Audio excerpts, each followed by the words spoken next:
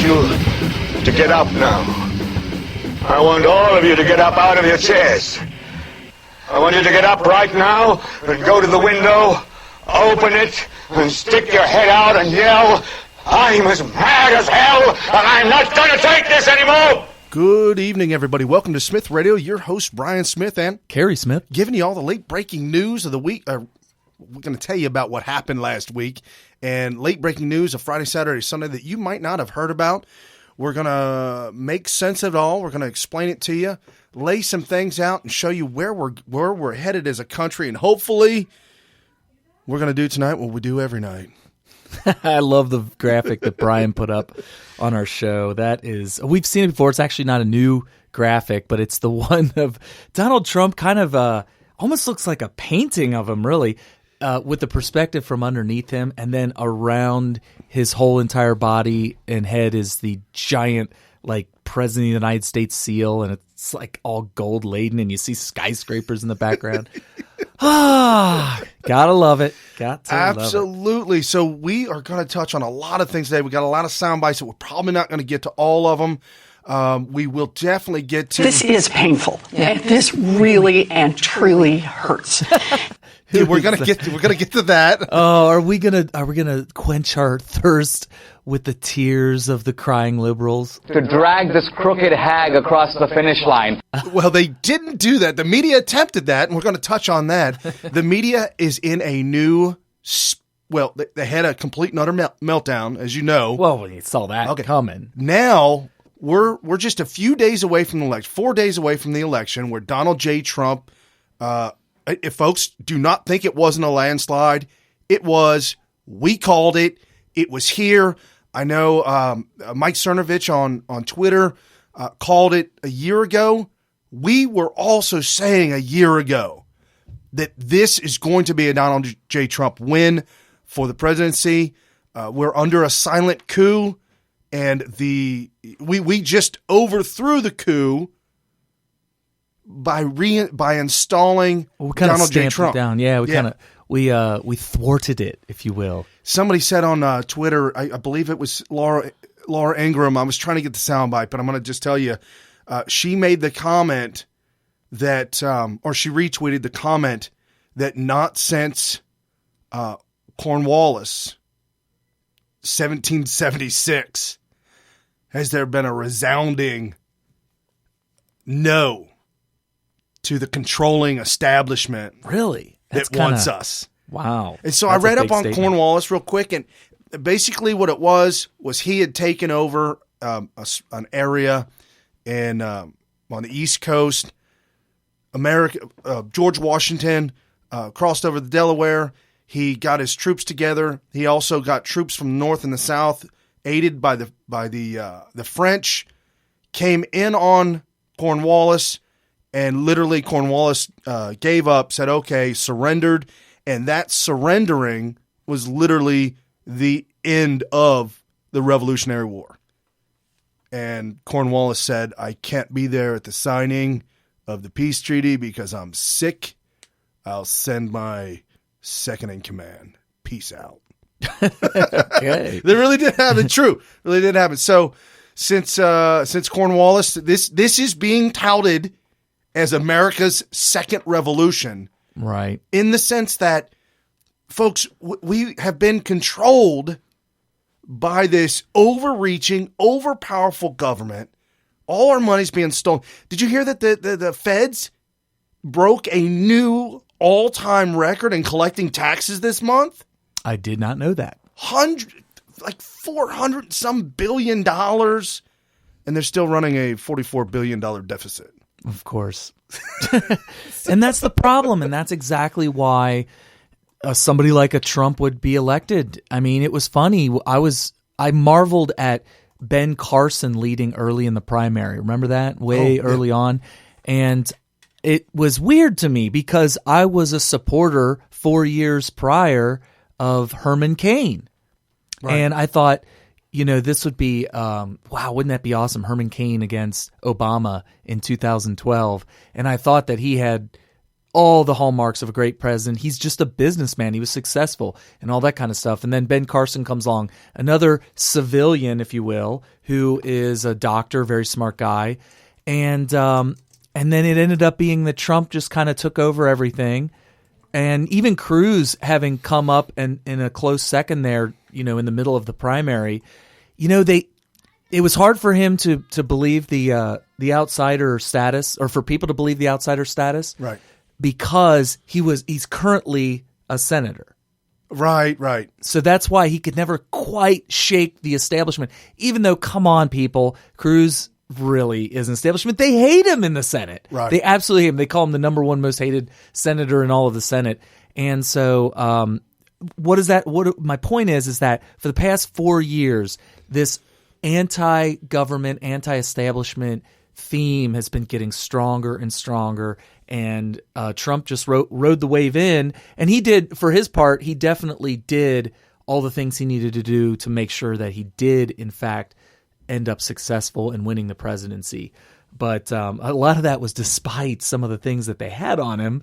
But, I mean, it is what it is. When you're a civilian, you haven't spent your entire life in politics, you're going to have some skeletons in your closet. I know if Brian were to run right now. You see it, and I can't. I mean, watching Trump run for president, it made me extremely nervous because I'm projecting, though, but I'm looking at him and I'm like, oh, man, he hasn't been grooming himself, if you will. He hasn't been sheltered from reality. Right. That's what it really boils down to. Oh, by the way, Cornwallis was in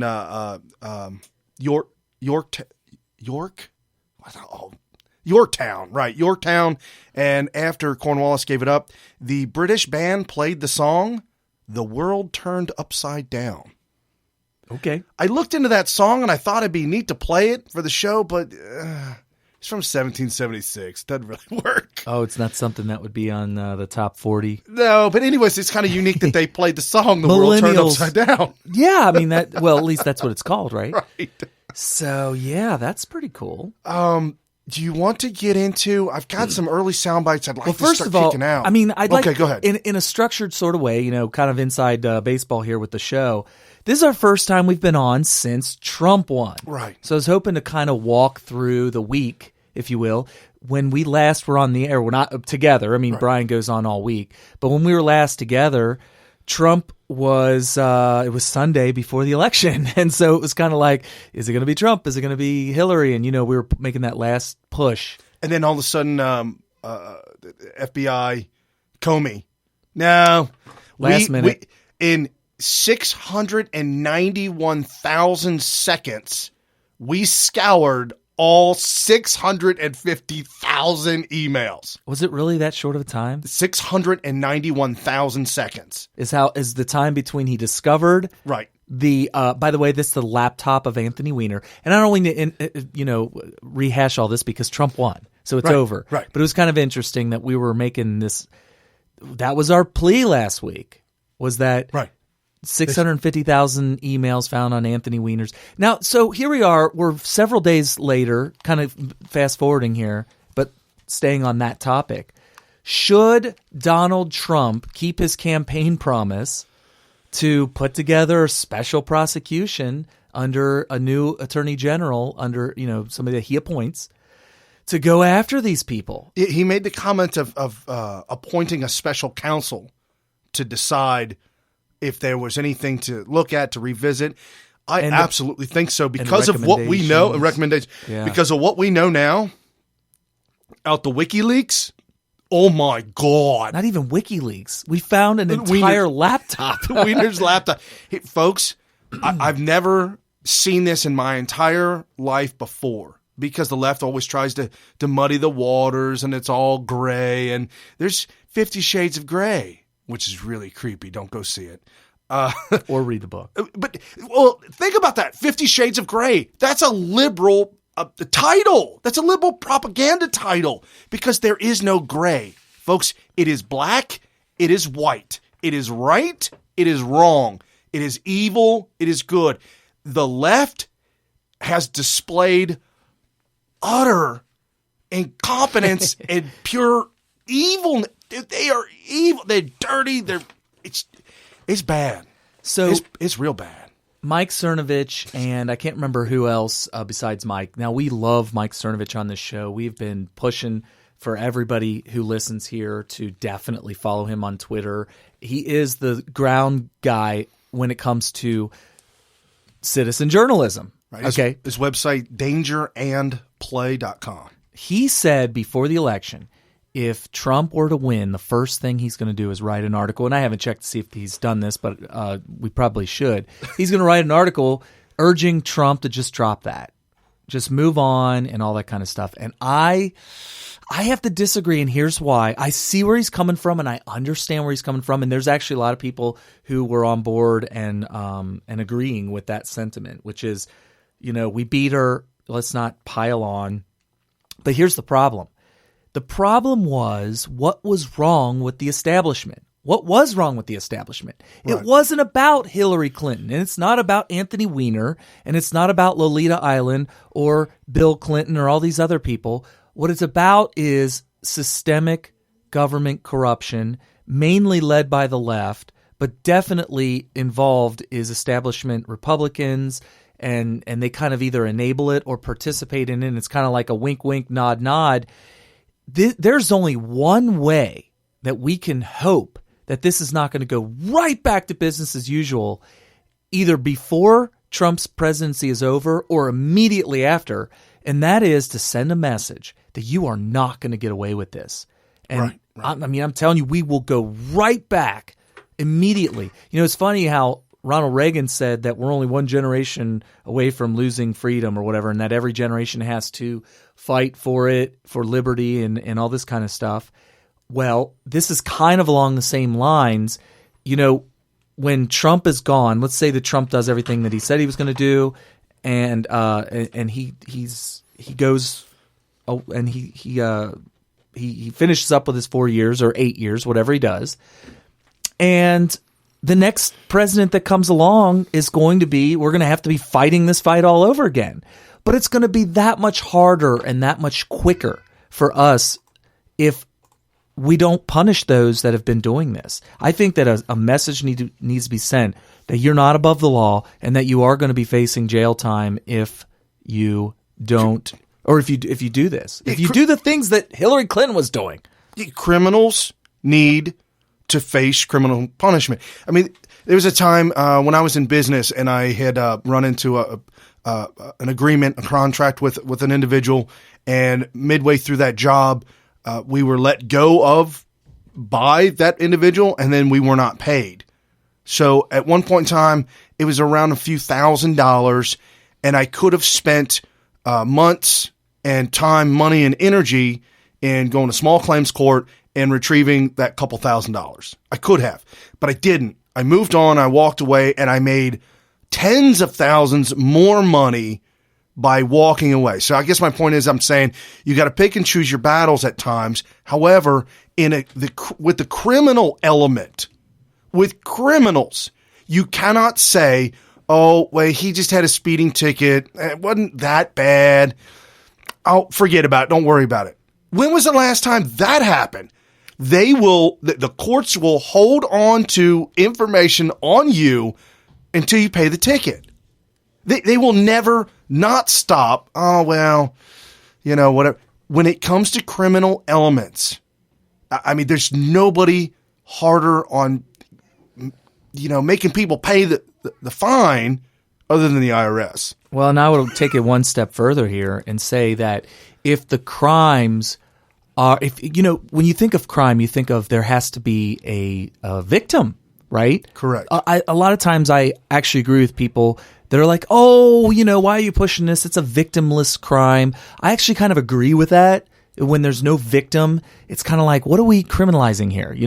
But when it comes to what all the left has been doing and the establishment Republicans for the past 8, 16, 24 years, I'm telling you right now, the victim is the American citizenry as a whole.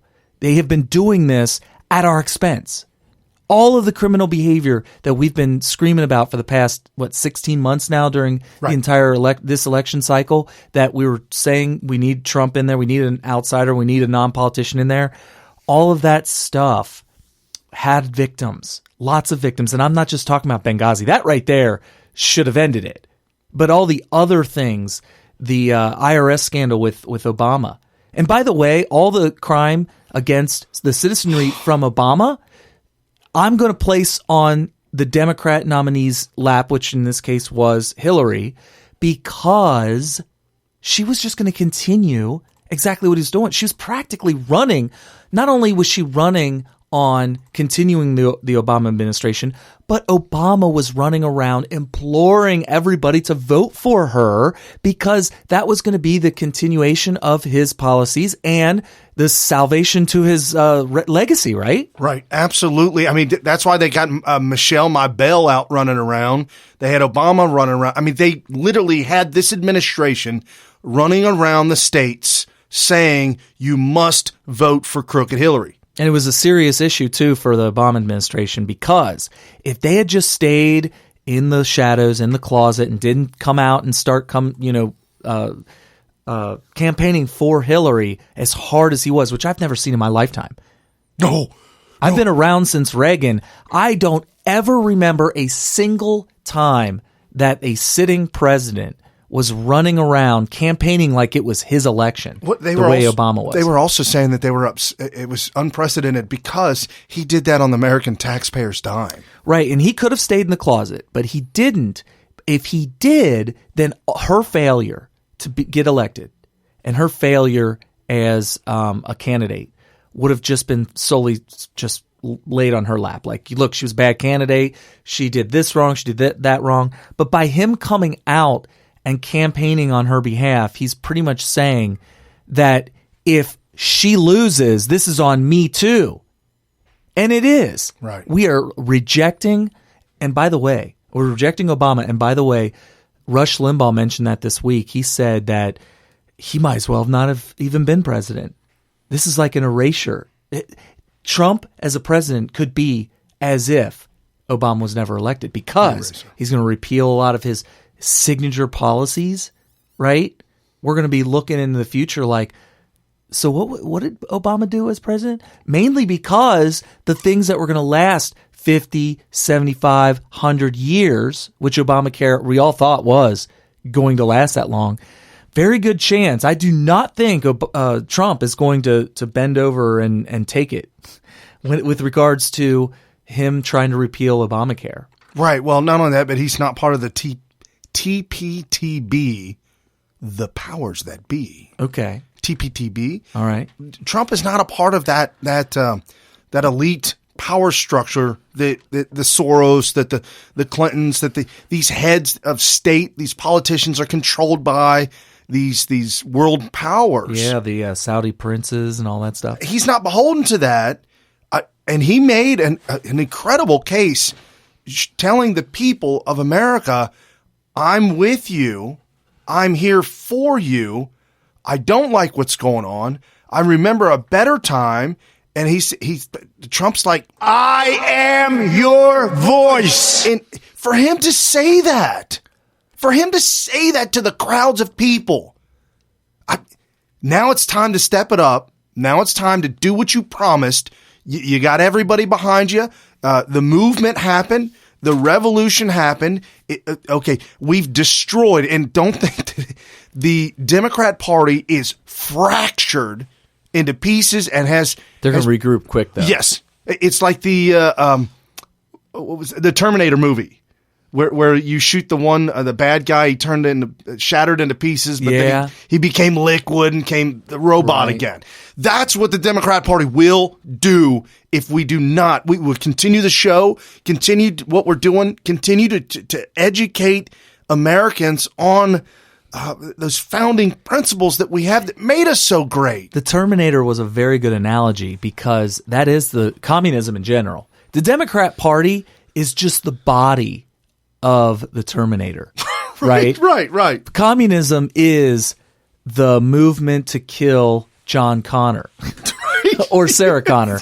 Yes. They're on the list. Yeah, and so the movement to kill them never stops. But you could kill the Terminator, but of course it you don't really kill it. It comes back alive, like when you burn it or shatter it. But guess what? If you do destroy it, they just use that time machine and send another Terminator. Right. They keep sending the Terminator. It never ends. We've talked about this a million times. It all goes back to Plato's Republic, and I'll bet you Plato was probably like, let's talk about this here. It's something that he probably learned from his ancestors. Probably ever since the very first human said, you know what, we could kind of coordinate our efforts or make this work. I'll bet you statism, communism, leftism was born the first human being that decided that they could do that. We spent a lot of time this weekend at the Creation Museum here in south of Cincinnati, Ohio, but it's actually in Greater Kentucky. Cincinnati. Yeah. Greater Cincinnati. And if you want to use the Creation Museum, which is God, the Bible, Genesis, how we became about. If you want to use that analogy, communism was unleashed, if you will. The whole idea, the notion, the moment that Eve gave Adam the fruit. Oh, you're going to blame it on the woman. It was her originally. It was her. Yeah, she said, here. Take a bite. She got tricked by the Hey, serpent. cutie. Hey. They always do that to you. The women, they're always hollering. How could Adam resist? How could Adam resist? So this evil reared its head up and has spent thousands of years to make you think it's not there. Remember the movie with I know Kung Fu. What's his name? Oh, Keanu Reeves. Keanu Reeves. Where he's the lawyer? Yeah, I'm a lawyer. No, you're not, Keanu. You just played it on TV. Oh, you're talking about Devil's Advocate. Right. At the very end, Al Pacino said the greatest trick the devil played was to convince humans he doesn't exist. That's a pretty good movie. I'm going to have to go get that again. Oh, my God. It's not really appropriate for chitlins, but... No. Other than Keanu, he's never been mine. Well, he's kind of almost a kids show host anyway. He is a caricature of himself. It gets worse, doesn't it? He hasn't been in a movie lately anyway, but... Digressing. No, but that's the whole notion that this evil has tricked everybody. And if you go to the Creation Museum, which is a phenomenal experience, if you buy a ticket for one day, you can go 2 days. So we went back the second day again. People come from all over the world to go to that place, so... German-speaking people were there on Saturday. Okay. We saw Asian folks that were there, and it was amazing. They were taking pictures of everything. Who was? The foreigners. The foreigners? Okay. Not just necessarily the Japanese. The band? The band was there? Foreigner? No, but the Germans were taking pictures of everything. Yeah. So, but they don't have nothing like that in Europe. Christianity has been stamped out of Europe. Right. Yeah, they have this misconception that that religion was behind Nazism or something, which is really weird. But anyway, I digress again. So getting back to our original narrative here. So Trump goes into Tuesday. We're all kind of worried. I got a little worried because the narrative never stopped. Here's an interesting thing: the polls. The polls were wrong, and we all knew, based on all the evidence that we had, including some empirical evidence, thanks to WikiLeaks, right, that the polls were being improperly displayed. They're being hashed around improperly. They were being the polls were getting data, and then they were processing them in order to skew towards Hillary Clinton to make it look like that she's winning. And in fact, one of the closest polls that I saw, had 7 plus 7 Democrats. Yeah. That was the closest poll, and that was the least. +7. Yeah, that was the least amount. So they would poll more Democrats, and they would explain that to you by saying there are more Democrats in America. So we got to poll more. So every time they would explain why their method is the right way, I just thought, wow, they're really good at lying, and they're really shameless with the lying and all this kind of stuff. Then we get all the way up to the last day, and they're still talking about the polls, and they haven't changed. Nothing's changed. The Democrat sampling hasn't changed. Nothing's changed. And I thought, okay, either A, they're actually right, which we know that there was some lying going on. Right. But Podesta was shown in emails and WikiLeaks that they were supposed to oversample improperly in order to make it look like Hillary was going to win. Correct. So we know that they were skewing the sample, or they were skewing the polls wrong. And so I started thinking, gosh, they're sticking with this lie all the way up to the end. Yeah, they're holding. It's like ripping a baby bottle from an infant. They're going to grab onto that thing and not let go. And then there were people like Bill Mitchell and some other people that were probably getting their information from Bill Mitchell that were just saying, guys, these polls are wrong. And there were professional pollsters who've been doing this for decades. They're like, listen to Bill Mitchell. They were actually refuting him directly on Twitter. Wow. They weren't just saying it indirectly. They were actually in physical back and forth with him on Twitter.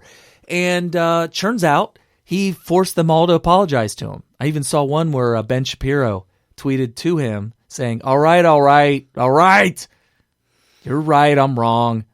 Sorry. How about Frank Luntz? Yeah, he actually apologized to Bill Mitchell too. Frank Luntz, the day of the election, don't tell me, tweeted out and said, don't get me wrong. Yes, Hillary is going to win this election. Really? He said in his tweet, he said, just to reaffirm to those I don't want of to you, freak you guys out. Somebody had called him out and said, what are you saying? He's like, I'm telling you what I'm saying. I'm going to reaffirm it. Listen, Hillary will win this. Pinned to the top of my page. He pinned it? Yeah, top page. Hillary. Wait. is He gonna win pinned this. it to his page. Yeah. Oh my gosh. So they were all dead wrong except for some of the people that could see the writing on the walls. Us, we believed it. We believe that the Democrat sampling was wrong. Oh yeah. We really believe that the polls were wrong. But there's always that lingering doubt, especially since in 2012 they had similarly wrong, or I should say not wrong, similar polls showing Obama slightly ahead of Romney. But with my vast inexperience 4 years ago, I thought that my personal experiences were showing me that the polls were wrong. Other things were in play. Come to find out, he ended up winning anyway by the same amount that the polls were showing. I think they were hoping that, this is what I thought, the fix was in. Right. If they're going to lie all the way up till the day of the election and still not come back with any different polls, they must be relying on the steal. Like the steal is part of their poll. Yes. And I think we might even have talked about this. Mm-hmm. They have to make it look realistic by the polls never changing and keep it close and keep the steal close and it'll all like a puzzle just kind of fit together and it'll fall together and everything will work out for the Dems. Let's have a thought experiment. Brian, let's say you're an actual professional pollster. Okay? Okay.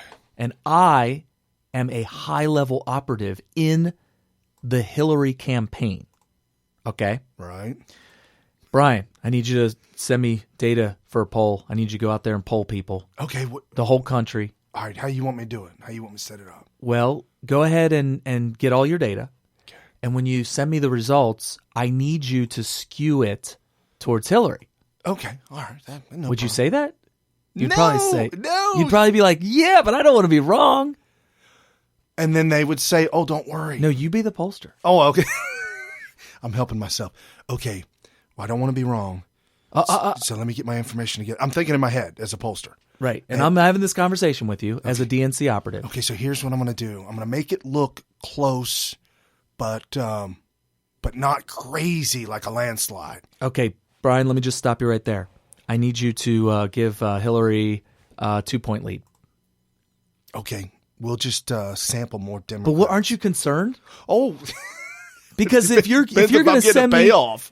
if you're going to send me incorrect information, and then Hillary ends up losing, or it's way off by some other margin, right. It's going to make you look bad. You don't want to look bad. Well, you want to be accurate. Unless they That's where I come in. Unless the DNC tells me, Brian, on Brian. the DNC. I'm going to tell you. Oh, hey. Oh, you tell me then, because I'm going to tell you what you're going to tell me. So what you would tell me is, Carrie, I don't want to be wrong. why would I give Hillary 2, 3, 4 extra points? It doesn't make sense. Actually, it's more like 6 extra points. Well, I'll tell you what. Do you want to be accurate or not?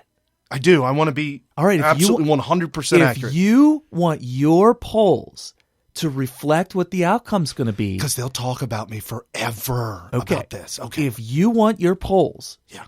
to reflect what the actual outcome's going to be, Okay. you're going to need to send me Hillary plus 6. Okay. And then, and Brian, Yeah. you don't ask no questions. Oh. You just send me whatever you got, Hillary plus 6. And I'll be right? You, whatever you got, Okay. add 6 to that, and you will be right on. Wow. And don't ask no questions. Oh, don't ask. So right, Don't and ask, so don't tell. I'm thinking the fix was in because the polls were clearly wrong, and they didn't change it. So the fix was in. Wow. Well, guess what? Had been. Yeah. For some reason, something didn't work out. Either they decided to cancel the fix, or I don't know. It's weird. Well, my whole notion is that, and according to the media and the talking heads and all this writing, according to all of this, they believed that they could fix it. DNC could fix it. They didn't believe that the American people wanted Trump that much. Because if they knew what was real, Trump landslide, if they knew that was real, rewind it. There still may have been a fix. Rewind it, they would have been like, we got to fix it so much. It's got to be a Hillary landslide. No. We can't do it that much. Well, we got to because it'll be Trump landslide. No, that ain't never going to happen. I believe they were convinced that the fix that they fixed, what they did, was well enough to beat Trump. Okay. And come to find out, the American voter was way beyond anybody's expectations. So those 2 separate polls that had Trump up 67% nationwide is probably the one we talked about. Absolutely. I sold 100% on the fact that Trump was up so much. that was a Trump plus 34. I don't That's know. a Maybe big one. I would say Trump plus double digits. Right, Easily. yeah, I believe that. But I think the reason why that poll looked as bad as it did is because they gave Rhode Island as much weight as California. Right. Because they polled 1,000 people from every single state. And the Electoral College doesn't work out like that. Nor does the populations of each state, right? As a matter of fact, the Electoral College reflects the population of the state. So, just FYI. So anyway, so then the day comes, the day progresses, and we go pretty late into the evening before we're pretty convinced. I think it was about 11:18 when I knew Trump was going to win. It was looking good going up till the late evening on Tuesday. Strangely, though, they didn't really call it till like 2:30 or 3 in the morning, which is from about 11:30 midnight, somewhere around in there, all the way up until 1:30, quarter till 2, nothing changed.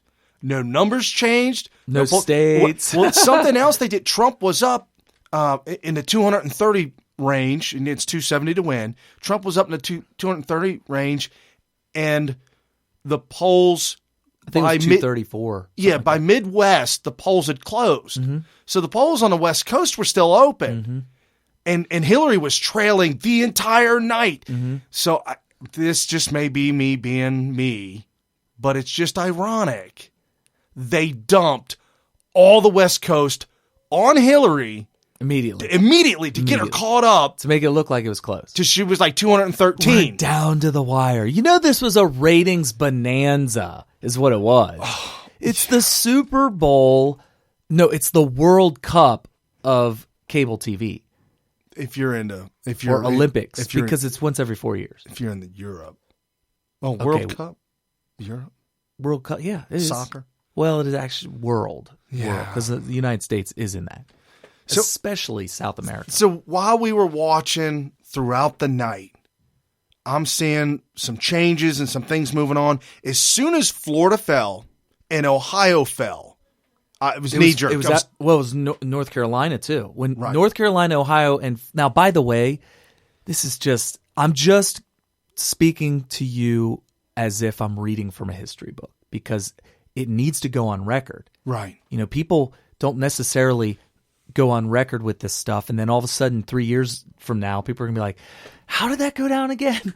Okay, so he wasn't supposed to win North Carolina. And it looked early on like he was going to lose Florida.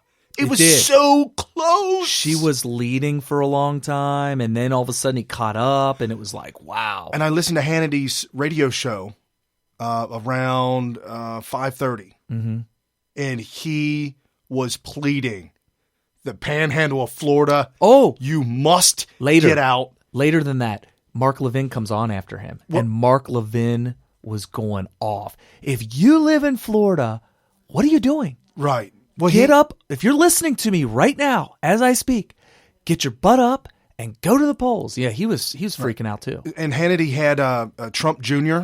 on. It was like the last 10 minutes of his show. He had Trump Jr. come on just for a couple of minutes, pleading with the state of Florida. He said, call your friends, call your neighbors, text somebody, just do something to let everybody know. Right. Go vote. This is critical. Yeah, I was getting a little bit concerned with Florida. Like I said, even Mark Levin was like, what is going on here in Florida? When he had Trump Jr. come on, I got nervous. I was like, what? And I was getting mad at Florida. I was getting mad at all them. Yeah, everybody was. All them snowbirds down there. Yeah. And then there were reports of Broward County Sheriff holding on to the ballots. Right. Twitter blew up. Everybody on Twitter. There were hashtags, Sheriff of Broward, give up the story was he was holding them in a locked room, no windows, so that he could go in there and start messing with them. Change them. Yeah. Well, it turns out, as this was all going down, Megyn Kelly came on and said, all of the votes from Broward County are in, 100%. What? So I immediately started getting on Twitter and said, guys, everybody calm down. Broward County's done, and we're really close, and we have nothing but the panhandle to count up. I think Florida's going to Trump. And sure enough, the numbers went, and then he went, all of a sudden it started looking like a landslide. Right. And at 11:18, I called it to my friend, which I thought was a little bit premature. That was super early. Right. I was a little bit nervous by calling it that early, and here's the reason why. I thought Virginia was going to go to Trump. And the very last bucket of fake ballots that they counted up, the very last 100,000 of them, flipped the whole state. The last box of ballots. It was like, hey, get that special box. The box marked. Yes, special. Get the marked box. You want to bring that in here. We need to count those up. So they brought in the last box from Virginia, which, by the way, the northeast corner of Virginia is Washington, D.C.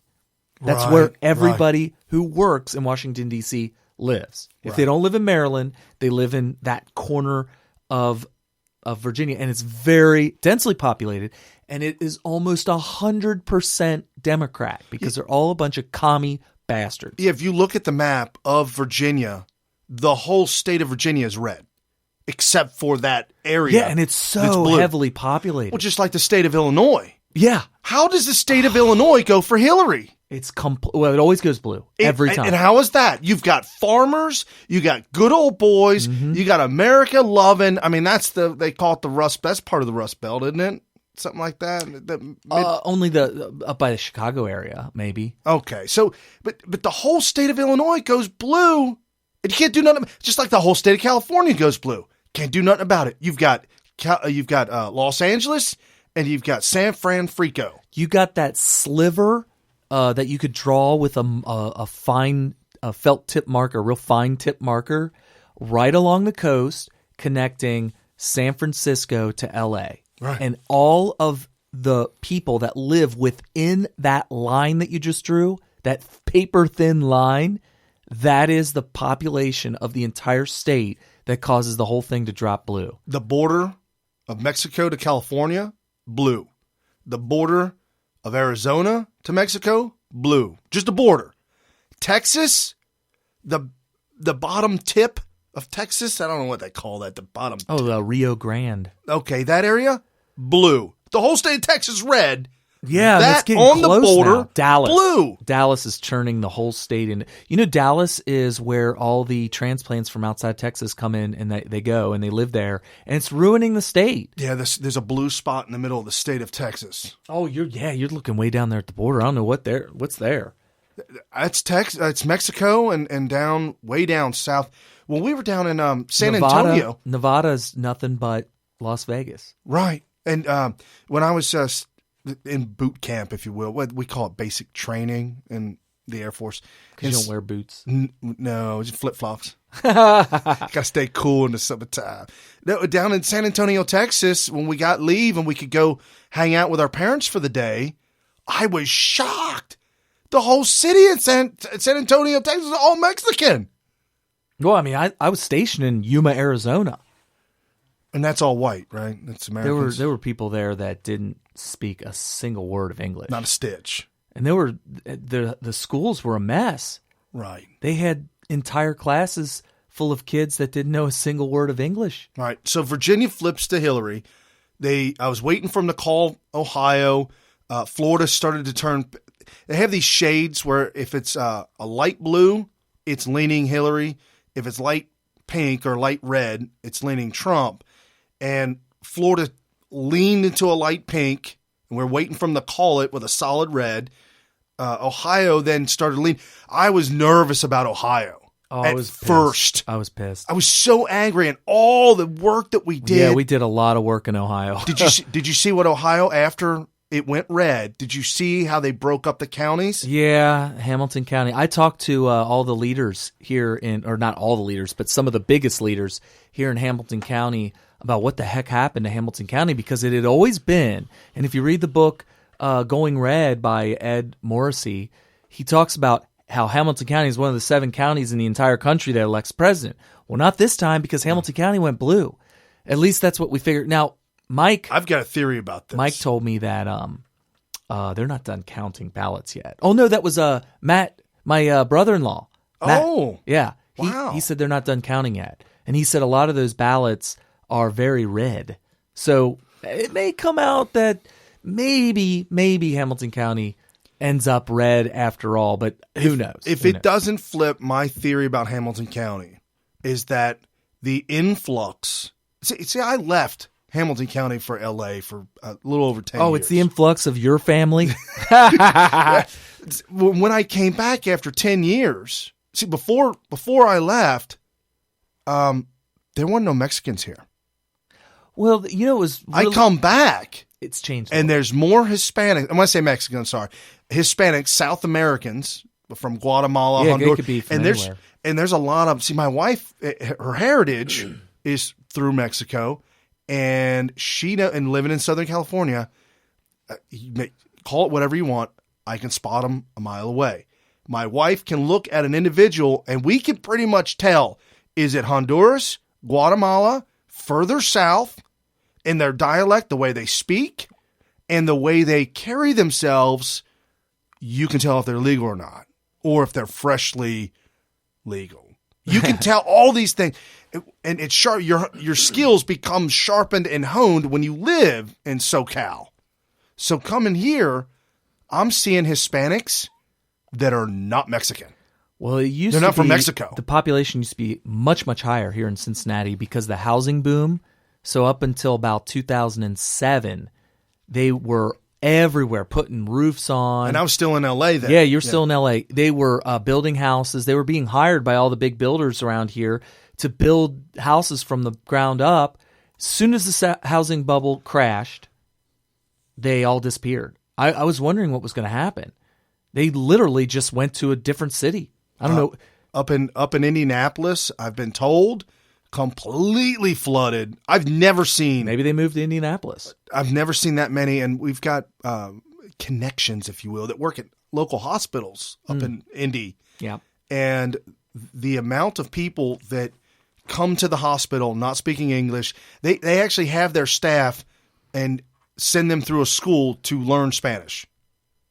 Well, that's better than Yuma. Yuma was just a wreck. So at the end of the night, so getting back to the election, so Ohio flips. Ohio goes red, and I was that's when I really started feeling good, because I thought, I guess it's possible for Trump to win without Ohio, because it looks like Florida's about to go red. So Florida might go red, and then Ohio's going blue, and then what does that mean for the rest of the states? And we were trying to hash it all out. Then, in like the blink of an eye, Florida was declared by Fox News, by the way, which is, we'll get to that in a second.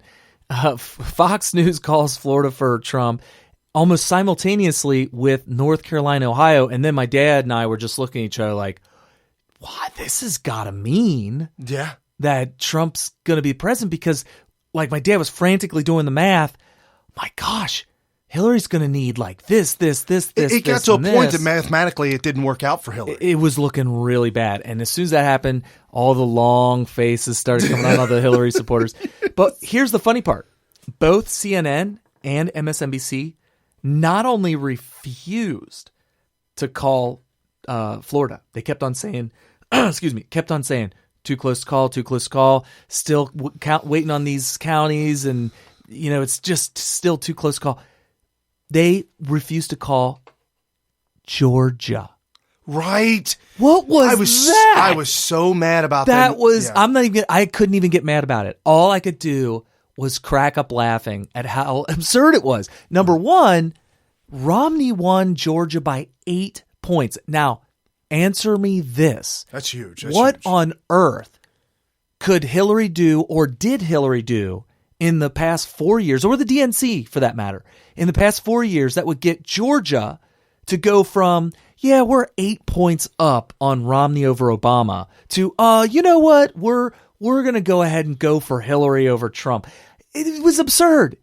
And by the way, the whole time that it was undecided, Georgia, he was up like 30 points almost the whole time. He ended up only winning it by double digits. This is painful. This really and truly hurts. So, that was the Democrat Party. It was absurd. So he ends up winning Georgia by a larger margin than Romney did, which I could have told you before the election started. Right, it was going to happen. But check this out. She only had regained up to 12 points down. She was down 30 points all night in Georgia, and they kept saying too close to call. Shocking. It's ridiculous. So then, as soon as we started realizing, wow, this. Oh, by the way, at this point in time, New York Times had their little meter. Oh, did it 87%? 87%? I know. When it hit 87%, I was like, that's going to be a huge come from behind if Hillary were to pull this off. Okay, the Huffington Post, prior to the election, like election day, posted an article that said, our scholars, our engineers, our people who wrote all these algorithms. Right. We have estimated a percentage of win for Hillary and a win for Trump. For Trump to win, 1.1% chance. When was this? The day of the election. Oh, come on. And they said Hillary's chance of winning, 91% chance of winning. Wait. So you're saying there's still a chance for Trump? There's still a chance. Yeah, 1 in a million. No, there's it's a more chance. like 1 in 1,000, 1 in 500. Yeah. No, there's a chance. There is a chance. There's a chance. So you say there's a chance.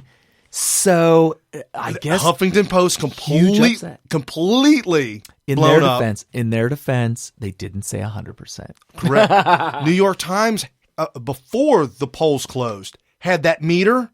Yeah, was all on Hillary. Well, at that point, late in night, it went 87. It started to fade, right? 87 for Trump. It faded fast. Right. And then at one point, it got all the way up to 91, 92, something. And I said, wow, it's over.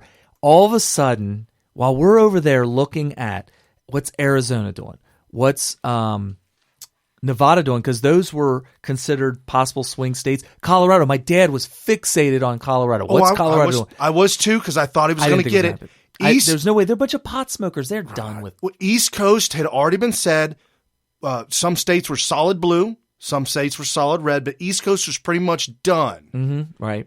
And while we were fixated on these states out west, something faded. out of nowhere, Something faded. they started saying something's going on in Michigan. And so they say Michigan. So all of a sudden, we started saying, maybe we should start looking at Michigan. But that's kind of a surprise. What's going on with Michigan? And so while we're all being misdirected by Michigan, because Michigan faded pink. It went from fade blue to fade pink. And guess what I thought when they were doing this to us? I said, damn it, this is what they did to us with Virginia. And Virginia went blue. I thought they were doing the switcheroo on us. Yeah. And I started doubting when I told my friend at 11:18 that this was Trump's. I'm calling it. I started thinking, did they fool me? Did they fool me? And right as I was thinking that, they said, we're calling this for Wisconsin. I'm like, Trump. When that happened, I said, it's over. Well, it's over. And I didn't see that coming at all. Oh, it was out of left field. One that I think might have been even a little bit more from out of left field. Once that was going, all that was going down, and I peeked back at the map again, and I said, when did Pennsylvania go fade blue? Oh, that was the last. That was the last. It went from solid blue. Oh, I could tell you the percentages on that. Fade blue. I said, it's fading blue. That's not even possible. Okay. Pennsylvania? Here's the thing about Pennsylvania. Pennsylvania was the giant railroad spike in the coffin. Yes. It was already over. No, Pennsylvania was the election. It was over. It was over before when the Pennsylvania went. I had already been 100% that this was Trump's. It was over. Right. I absolutely was calling it. Pennsylvania was kind of like a, hey, Hillary, boom, slap upside the face. It was a slap in the face. It was like, yeah, you didn't just lose. You got trounced. Yeah, you got schlonged. Oh, man. Where is that? Nobody's using that anymore. Oh, I forgot about that. Come on, man. Let's bring good old times back. Hillary got slonged. So the PA went solid red. They called it for Trump. Literally. Let me give you a little history on people's eyes were moistening on both sides. You said moistening. On both sides. Both sides were moist. I was already a little moist by So let me give you a little history on Pennsylvania. When the numbers first started coming in for Pennsylvania, you know how they show, and right now we have Pennsylvania this percentage, and you look at the percentage that are returned, it was at 12%. 12% was had of the precincts have returned their numbers. Hillary was up 72 to whatever, 72% to 23 or 27 or something like that. Wow. 72. You know why? Because all the voter fraud precincts in Philadelphia had returned. Right. And if you see Philly is a solid blue, and the only blue in PA is the decimated steel factories of Pittsburgh. Pittsburgh, which it's one county. You all did it yourselves. Pittsburgh, you've destroyed yourselves because of the Democrats. Detroit, you've destroyed yourselves because you vote Democrat. And Hamilton County, the choo-choo train has come through, and it's stuck down in Cincinnati, and you've let the Democrats run the city of Cincinnati in the ground. Right. Yeah, actually, a couple of races that I thought were going to clearly go to Republicans here in Hamilton County went to the Democrats, which is just shocking. They're doing a recount on the Dennis Dieters thing. I'm just absolutely shocked that Dennis lost that one. But they're doing a recount on him, so it's possible that maybe he did win it. Driehaus beat him. Shocker. So they still, I mean, we're almost a week out, and they still haven't called Michigan. They still haven't? No, Michigan's still pink. What? Yeah. I just pulled it up. Oh, that's because the people who were hired to do that, they walked out. It's still pink. Look, this is updated right now today, pink. They walked out the day of the election. Who? The people who run that page. I'm not kidding. This page has been completely frozen in time. Yeah. It's like a dystopia. Like you go into the office of the people that run this website, and it's like the file cabinet is rusted, and there's like all the paper is gone out of it, and it's just like dust in there. Yeah, that's what the office looks like. But anyway, so so that's what happened on election night, and of course we were all excited, and I was trying to go to sleep, but I was too excited. Yeah, no, absolutely. Do you have any sound clips of the reaction of the Democrats? Oh, are we ready for There's that? been compilations made of so the reactions of Democrats. Yeah, this is going to make you Giddy. kind of okay. Van Jones. Oh, this is the night of. This is the night of, and I've got the one today where they try to make him apologize. This is the night of. This is Van Jones on. Is he on CNN or MSN? Either one of them. He's on MSNBC. Okay, he's a shill for the Democrat Party, the communist regime. He was well, first of all, he is one of the reddest communists. Like, he is all communist all day. He's a card-carrying member. He's an old friend of Obama's and was actually in the Obama administration. I can't remember the exact position they put him in, but when they found out how much of a commie he was in his background, there was a big uproar, and they had to quietly fire him because they said, "Wow, this is causing We can't hide it anymore." we need to be able to hide our communism." Right, and Obama's hit it fairly well with yeah, the he help did. of the Good job. media. With Good the help job. of the media, Right, but they couldn't hide Van Jones, so they fired him, and so the commies over at MSNBC hired him. insanity ensues. And I have to make this a point. If you don't know Van Jones, he is his skin tone is dark, so he's a black man. He has some pigment. right, Okay. black. He's black in America, and he uses that more hardcore. He's a racist. Okay, there you go. Well, look, first of all, congratulations. Both of you guys were We're not there yet. well, you're further than anybody said you would be. And I have enough class, and I was raised well enough to say when you outdo, Yes, sir. Thank you. When you outdo expectations, good for you. But there's another side to this. People have talked about a miracle. I'm hearing about a nightmare. It's hard to be a parent tonight for a lot of us. You tell your kids, don't be a bully. You tell your kids, don't be a bigot. You tell your kids, do your homework and be prepared. And then you have this outcome, and you have people putting children to bed tonight, and they're afraid of breakfast. They're afraid of, how do I explain this to my children? I have Muslim friends who are texting me tonight saying, should I leave the country? I have families of immigrants that are terrified tonight. This was many things. This was a rebellion against the elites. True. It was a complete reinvention of politics and polls. It's true. But it was also something else. We've talked about race. We've talked about everything but race tonight. We've talked about income. We've talked about class. We've talked about region. We haven't talked about race. This was a white lash. This was a white lash against a changing country. It was a white lash against a black president in part. And that's the part where the pain comes. And Donald Trump has a responsibility tonight to come out and reassure people that he is going to be the president of all the people who he insulted and offended and brushed aside. Yeah, when you say you want to take your country back, you got a lot of people who feel that we're not represented well either. But we don't want to feel that someone has been elected by throwing away some of us to appeal more deeply to others. So this is a deeply painful moment tonight. I know it's not just about race. There's more going on than that. But race is here too, and we got to talk about it. This is painful. And this really and truly hurts. What a crybaby, and what a racist. I'm deeply offended by his racism. To interject race in this, he's talking about racism because it was a rejection of a black president. Well, let me tell you something. They didn't reject their black president in 2012. They didn't. They could've. They didn't reject the color of his skin.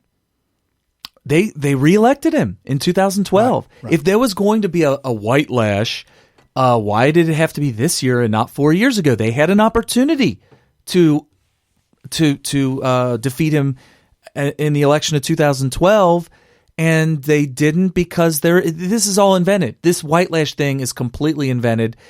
And also, if Barack Obama had anything to do with white people voting for Trump, you can only attribute it to him because he came out and started campaigning for her.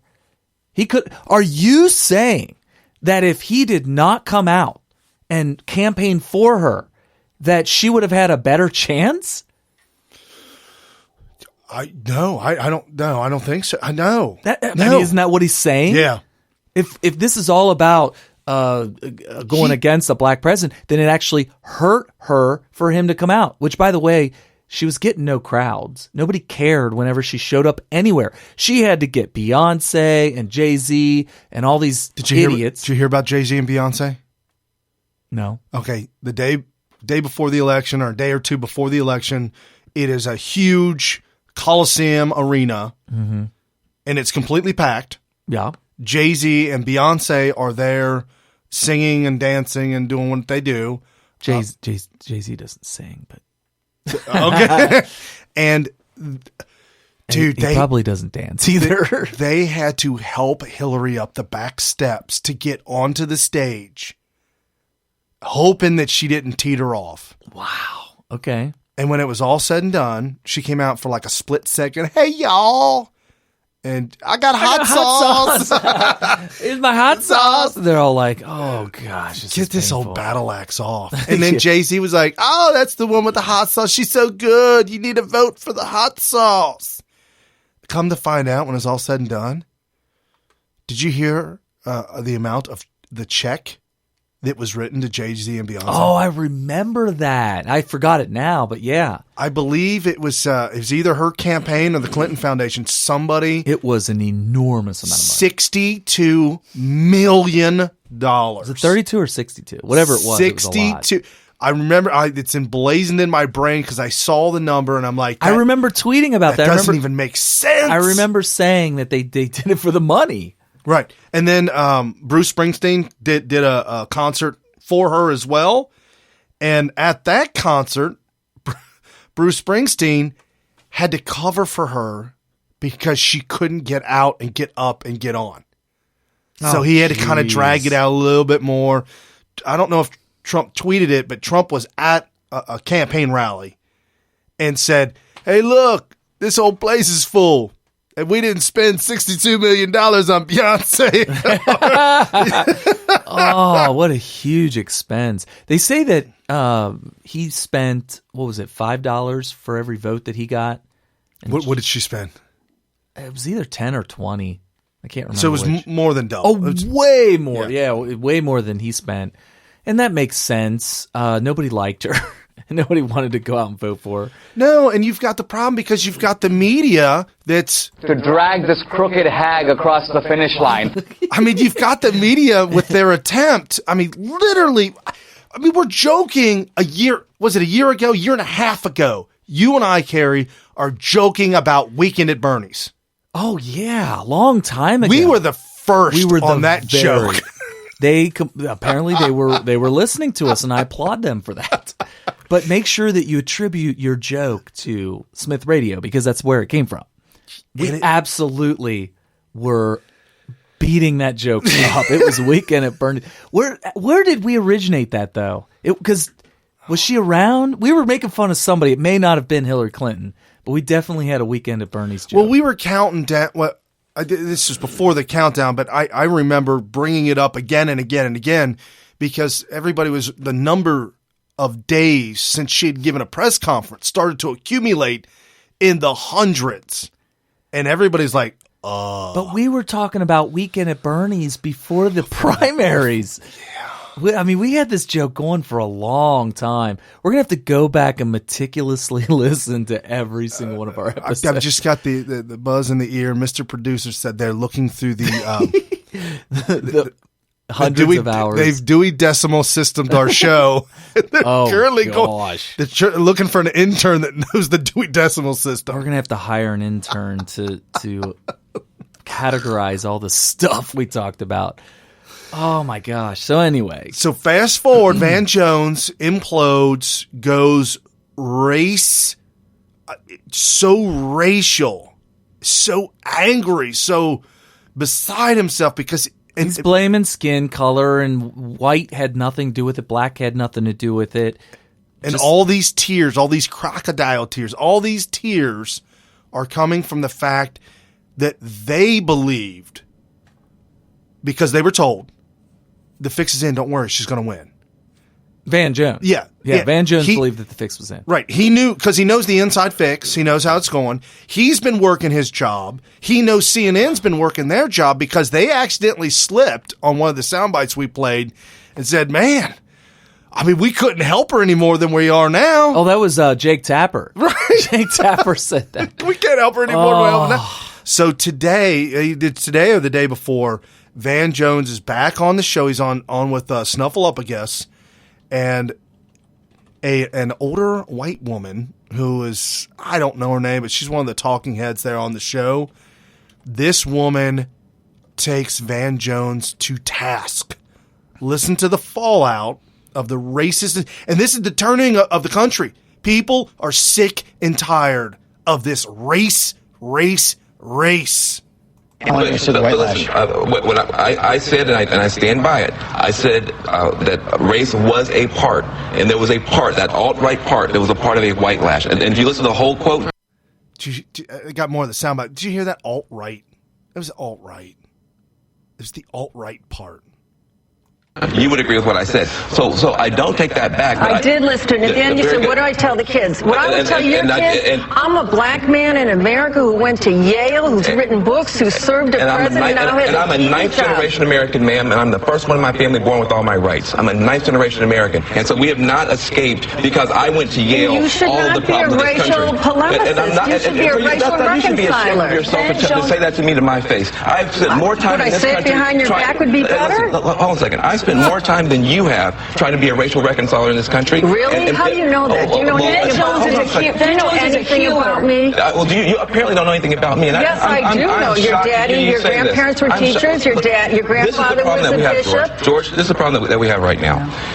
It is, in fact, the case that there was a populist revolt in this country, both Sanders and Trump, but one of them was marbled through with this alt-right stuff. If someone like myself, who is married to a white woman, who has spent my entire life building bridges, can't point out the alt-right white lash reaction without being accused of being a racial polemicist, we're going to have a big problem. And how do you know sense of decency to say that to a man who's been a healer?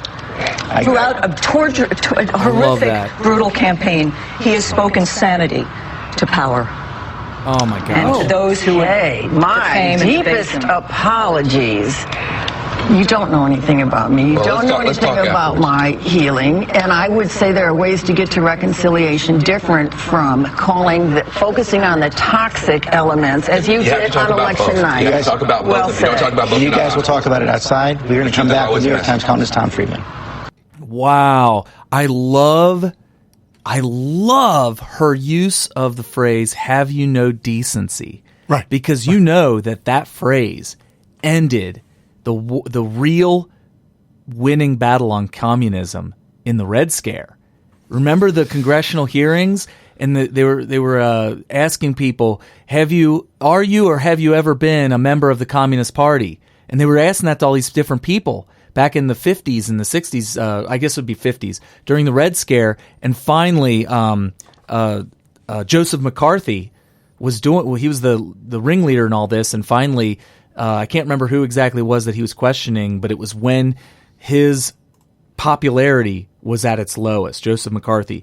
And he says, have you no decency? And that was it. The Red Scare was over.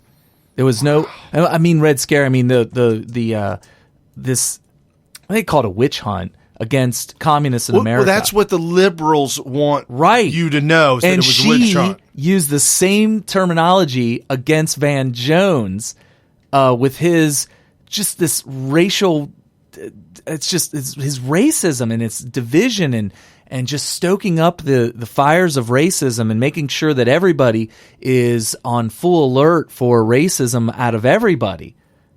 And that's what his goal is. And she pulls out the have you no decency card. That's really hard to say because you have to time it just right. And I'll tell you what, man, I like it. It was against Joseph Welch. McCarthy was questioning Joseph Welch, and he said, "Have you no decency, sir? Have you no decency, sir? Sir, have you no decency?" Right. No, that's just absolutely incredible. That exchange is why, in that exchange, this is why Trump was elected. Flat out. This and Bernie Sanders also has a reason why. How does it happen that they win elections and Democrats lose? And I think what the conclusion is that Democrats have focused too much with a liberal elite, which is raising incredible sums of money from wealthy people in the upper middle class, but has ignored to a very significant degree the working class and the middle class and low-income people in this country. Look, the truth is, in the working class, the middle class, the low-income class, we all know what's going on in this country. We feel it. We see it every day. We feel it every day. We know. Everybody knows. Even if you can't put it into words, people know there is something seriously wrong with this country that they have not seen in 20 years, 30 years. People just feel it. And even Bernie Sanders knows it. Bernie Sanders just let the cat out the bag. Interesting. I mean, yeah, so he knows why it happened. And in a way that he was trying to be the Donald Trump of the communists. Right. And it didn't work because it was stolen from him. Right. So the one that I've been beaten up in the news here on Twitter and everywhere, Rachel Mad Cow. Don't we always beat up on her? She's such a horrible person. This is so unbelievable. This is a very short clip, and you got to listen to it quick. So get your ears on. She's being talked over about Trump winning another state, and you've got this is during the election night, right? And you've got to hear that little bit of her and her comment as they're fading to commercial. Donald Trump is being awarded North Carolina. Whoa! Well, that's just. Are you sure that was her? Because there was another channel that was saying that was Chris Matthews. And you couldn't tell because they didn't have the camera on the person. Her voice, it sounds like a female's voice. Now that you played it without the video, because I saw the video portion of it, but they didn't have it.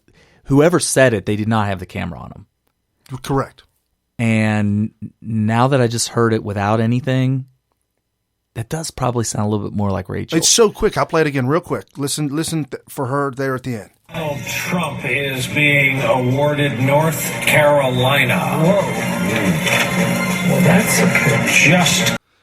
her voice. This is why they think it's Chris Matthews. Because that's his MO. He throws out profanities when he gets really mad. Oh, and they don't want her to be thrown out? They want to cover? It's cover for her. Well, she doesn't have a history of random profanity, and he does. But if you listen to the voice, it's funny because Chris Matthews has a little bit of a higher effeminate type voice for a man, and she is a man with just a little bit of a higher voice, so it's kind of similar. Donald Trump is being awarded North Carolina. Whoa. Well, that's just. Dude, that's that has her. to be Rachel. Yeah, it sounds like Rachel. So they were wrong. So for those of you that saw the video that attributes that's a biatch. Right, and here's another to Chris Matthews was actually wrong. Here's another real quick one from her as well. Well, it is what it is. People go into this eyes wide open. If you vote for somebody who can't win for president, it means that you don't care who wins for president. That's what I think. When you talk. Okay, was that a dig against people that are voting Stein or Johnson? Did you hear it? When you vote against somebody who can't win for president, you're voting against someone who can't win for president. You might have to play that again because I'm trying to figure out the logic. Well, it is what it is. People go into this eyes wide open. If you vote for somebody who can't win for president, it means that you don't care who wins for president. Oh, okay. I see what you're saying. If you go in and vote for Stein or Johnson, right, then you don't care who wins because you're voting for somebody that can't win. Isn't that kind of Stein or Johnson? She has to be blasting on people voting for Stein and Johnson. Am I picking this apart too much? But isn't that kind of strange how she said eyes You're going in this with eyes wide open. Okay. Oh, I was thinking, what is the name of that movie? Eyes Wide Shut. Right. Oh, okay. Now, yeah, folks, I'd slipped on a banana peel and went down that rabbit hole last night on the spirit cooking. Oh, did you? We haven't gotten. Did you watch that yet. documentary, Eyes Wide Shut? A documentary on the Democrat Party. Wow. Oh my gosh. So we've got so all of a sudden we've got these all these talking heads in the media just losing it. Do you have that one with or is that recently the one with Chris Matthews? Did that just recently happen? No, this was election night. Okay, Yeah. if you got that one with Chris Matthews. Do you want to play the whole thing? Because it's pretty entertaining, but it's a little bit on the lengthy side, but it's pretty awesome. It picks up is what it does. It gets better and better as we go. So let's see. Trade, immigration, and wars. I think he's on the popular side of. I think the This is country Chris hates all Matthews' these reaction. wars. The establishment in both parties have been supporting those wars, including Hillary. The fact we don't have an immigration system that we enforce. Business doesn't want one because they want the cheap labor. Democrats want the jobs. I want the votes. Nobody's gotten it together. In terms of trade, the fact is a good part. So this is Chris Matthews' reaction, and it's a panel. So Rachel Maddow's in this also, and what you start to realize is he's blasting on liberalism, and Rachel doesn't want no part of that. Something this reminds me of is when he blasted Obama for the first debate with Mitt Romney. Yes. This is what I'm feeling right now. And like, I actually commented on this and probably several others with Chris Matthews. Chris Matthews spends 4 years lying to everybody. Correct. Every word out of his mouth. Lie, lie, lie, lie, lie, lie, lie, lie, lie. Correct. And about 10 minutes out of every 4 years, he gets upset and starts telling the truth for only 10 minutes. Liar. And this is one of those times. States we're looking at tonight, just drive through Michigan, drive through Wisconsin, and you'll see places that are hollowed out. There's nothing left. There used to be a Blockbusters movie place to get videos. They're called out Now nothing's left but the diner. That's all that's left to hold the community together. And Trump said, you know what? I think I can run against this stuff. And he put it together. And I think it was a legitimate campaign on those issues.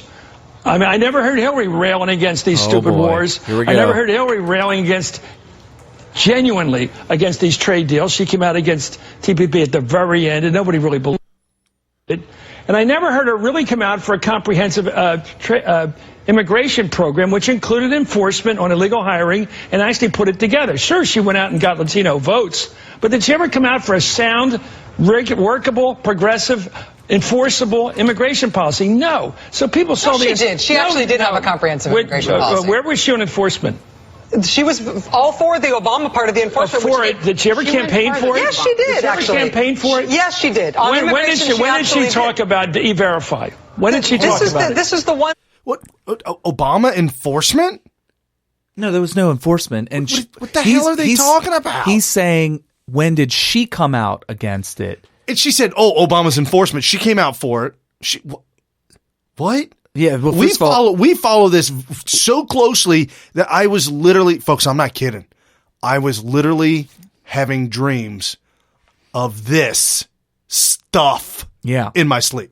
Yeah, absolutely. So we know what's going on. And one of the reasons we started this program was because Obama was going against all the laws. He was acting like a dictator or a king and doing the executive orders and ignoring existing laws as president. And everybody was going along with it. Nobody was giving any pushback. Everybody's afraid because since he's the first black president, that if they were to oppose any of this stuff, then that would mean that they're against the black race. And they really believed that. And so he's telling the truth here, which is a rare thing. When he loses his temper, he tells the truth. And Rachel Maddow is like, they are in my ear. The producers are in my ear right now, screaming at me to interrupt Chris Matthews. Right. So I better do it. And that's what's happening. Where she stood up to what people said she had to say to the Latino community, and they wanted her to step away to this from campaign Obama continually, and I never heard her come out for the strong elements in a comprehensive immigration program. 100% agree. She thought she could get all the Hispanic vote without paying a price, and if you're going to have a law that works and you're going to enforce it, you have to pay a political price, and I never heard her do it. That's what she campaigned on, was a comprehensive immigration program. She didn't campaign on. She said the word. No, she campaigned on it, Chris. She did. What she didn't do was say build a wall. No, and Mexicans are rapists. Did she say anything about? Did she ever say stop illegal hiring in this country? Stop illegal immigration in this country? Did she ever say it? That was her proposed policy. I never heard her come out against illegal immigration. Did you? You think she should have run against? Did you ever? No. She should have tried to get to Trump's right on that issue? No, I think the country's against illegal immigration. And it's a serious bit. I've never heard a country that didn't have a border, didn't have a work permit, didn't get serious about it. And I think that business wants the cheap labor and the Democrats want the votes. And that's why you know what the solution to the immigration problem is? What we have right now. That's what the Democrats want. That's what the Republicans want. What we have right now, this mishigas, this craziness. And I think that Trump took advantage of it. And I don't think it's racism. Oh! Sorry about the ears there, folks. So, we have a little bit of clipping issue there. All right, so here's the point. Where was Chris Matthews with this monologue weeks ago? Months ago, years ago. Where was he? I mean, he sounds like a complete Republican here, or a complete conservative. And this was non-existent until after whenever you want to hear Chris Matthews tell the truth, make sure he's on the air and go ahead and tune in to MSNBC whenever big news hits that is bad for the left. You will hear 5 to 10 minutes of truth coming out of Chris Matthews' mouth, and that will be the only time probably in any given 4-year period that you'll hear truth coming out of his mouth. I'm looking through Hillary Clinton's. Oh, here it is. Her website, hillaryclinton.com. And she's got one of her issues right here, immigration reform. We need, and it's on her website, it says, we need comprehensive immigration reform with a pathway to full and equal citizenship, which means everybody run across the border as soon as you get here. It does not say anything about shoring up the border. She never wanted to shore up the border. She never said. There's nothing in her website about that, and she certainly didn't say it verbally anywhere on the campaign. Chris Matthews was absolutely right, and every single syllable coming out of Mad Cow's mouth was a total blatant, bold-faced lie. Because she was told in her ear, which, by the way, go look at that video yourself. Rachel Mad Cow has an earpiece. Chris Matthews does not. He took his out because he knew. He knew they're going to try and stop him. He yanked it out of his ear because he was like, I am not about to get interrupted. Right. So Hillary Clinton on her website rails about, it's about the family. We strengthen families, strengthen our economy, strengthen our country.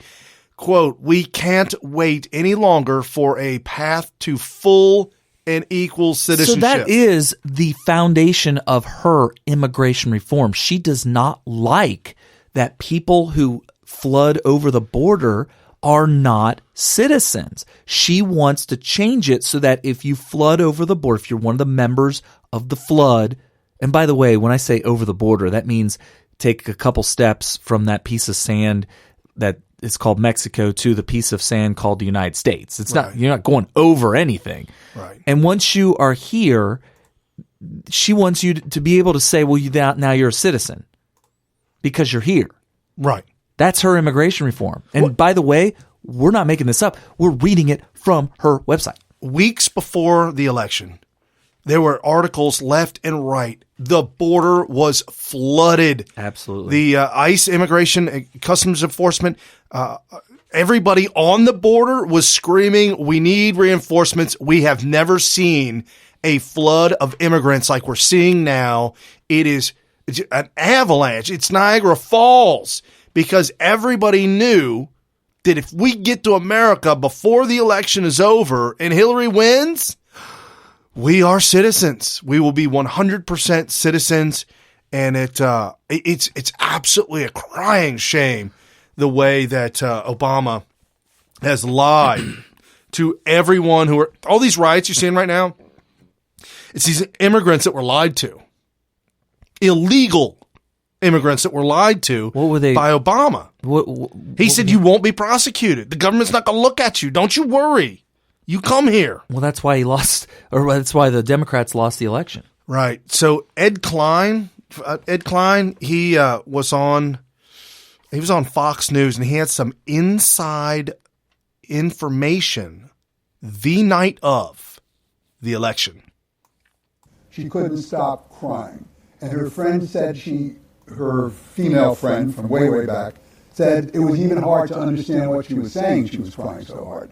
This is Hillary we're talking about. I mean, eventually her friend said she could make out that she was blaming James Comey, the director of the FBI, for her loss, and this I don't understand exactly, the President of the United States for not doing enough. Oh, really? Yes. She needs to be thanking Comey for her freedom. This is painful. And this really and truly hurts.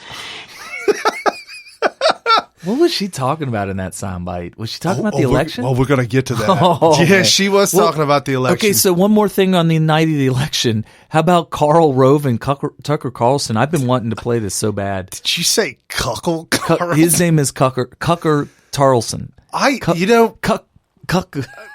know you say old Cucker was from. He was on another show. Better. He was on CNN's Crossfire. I'll tell you what, I never watched it. I didn't know anything about it. He was on Dancing with the Stars. I never watched it. I don't know anything about it. The only thing I know about... He was on America's Got Talent. No, I'm just kidding. Was he? He doesn't have any talent. He's not talented enough for that. Dude, I'm telling you right now, Tucker on Fox.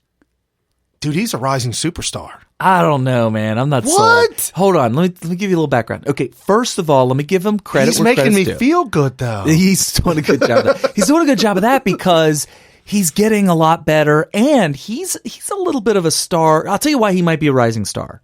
He embraces that alt-right stuff, which is good. And I'm going to tell you right now, if you understand the alt-right and are willing to promote it, you're a rising star, because I think that that's the future. And for those of you that think it's some sort of racist thing, we went over that.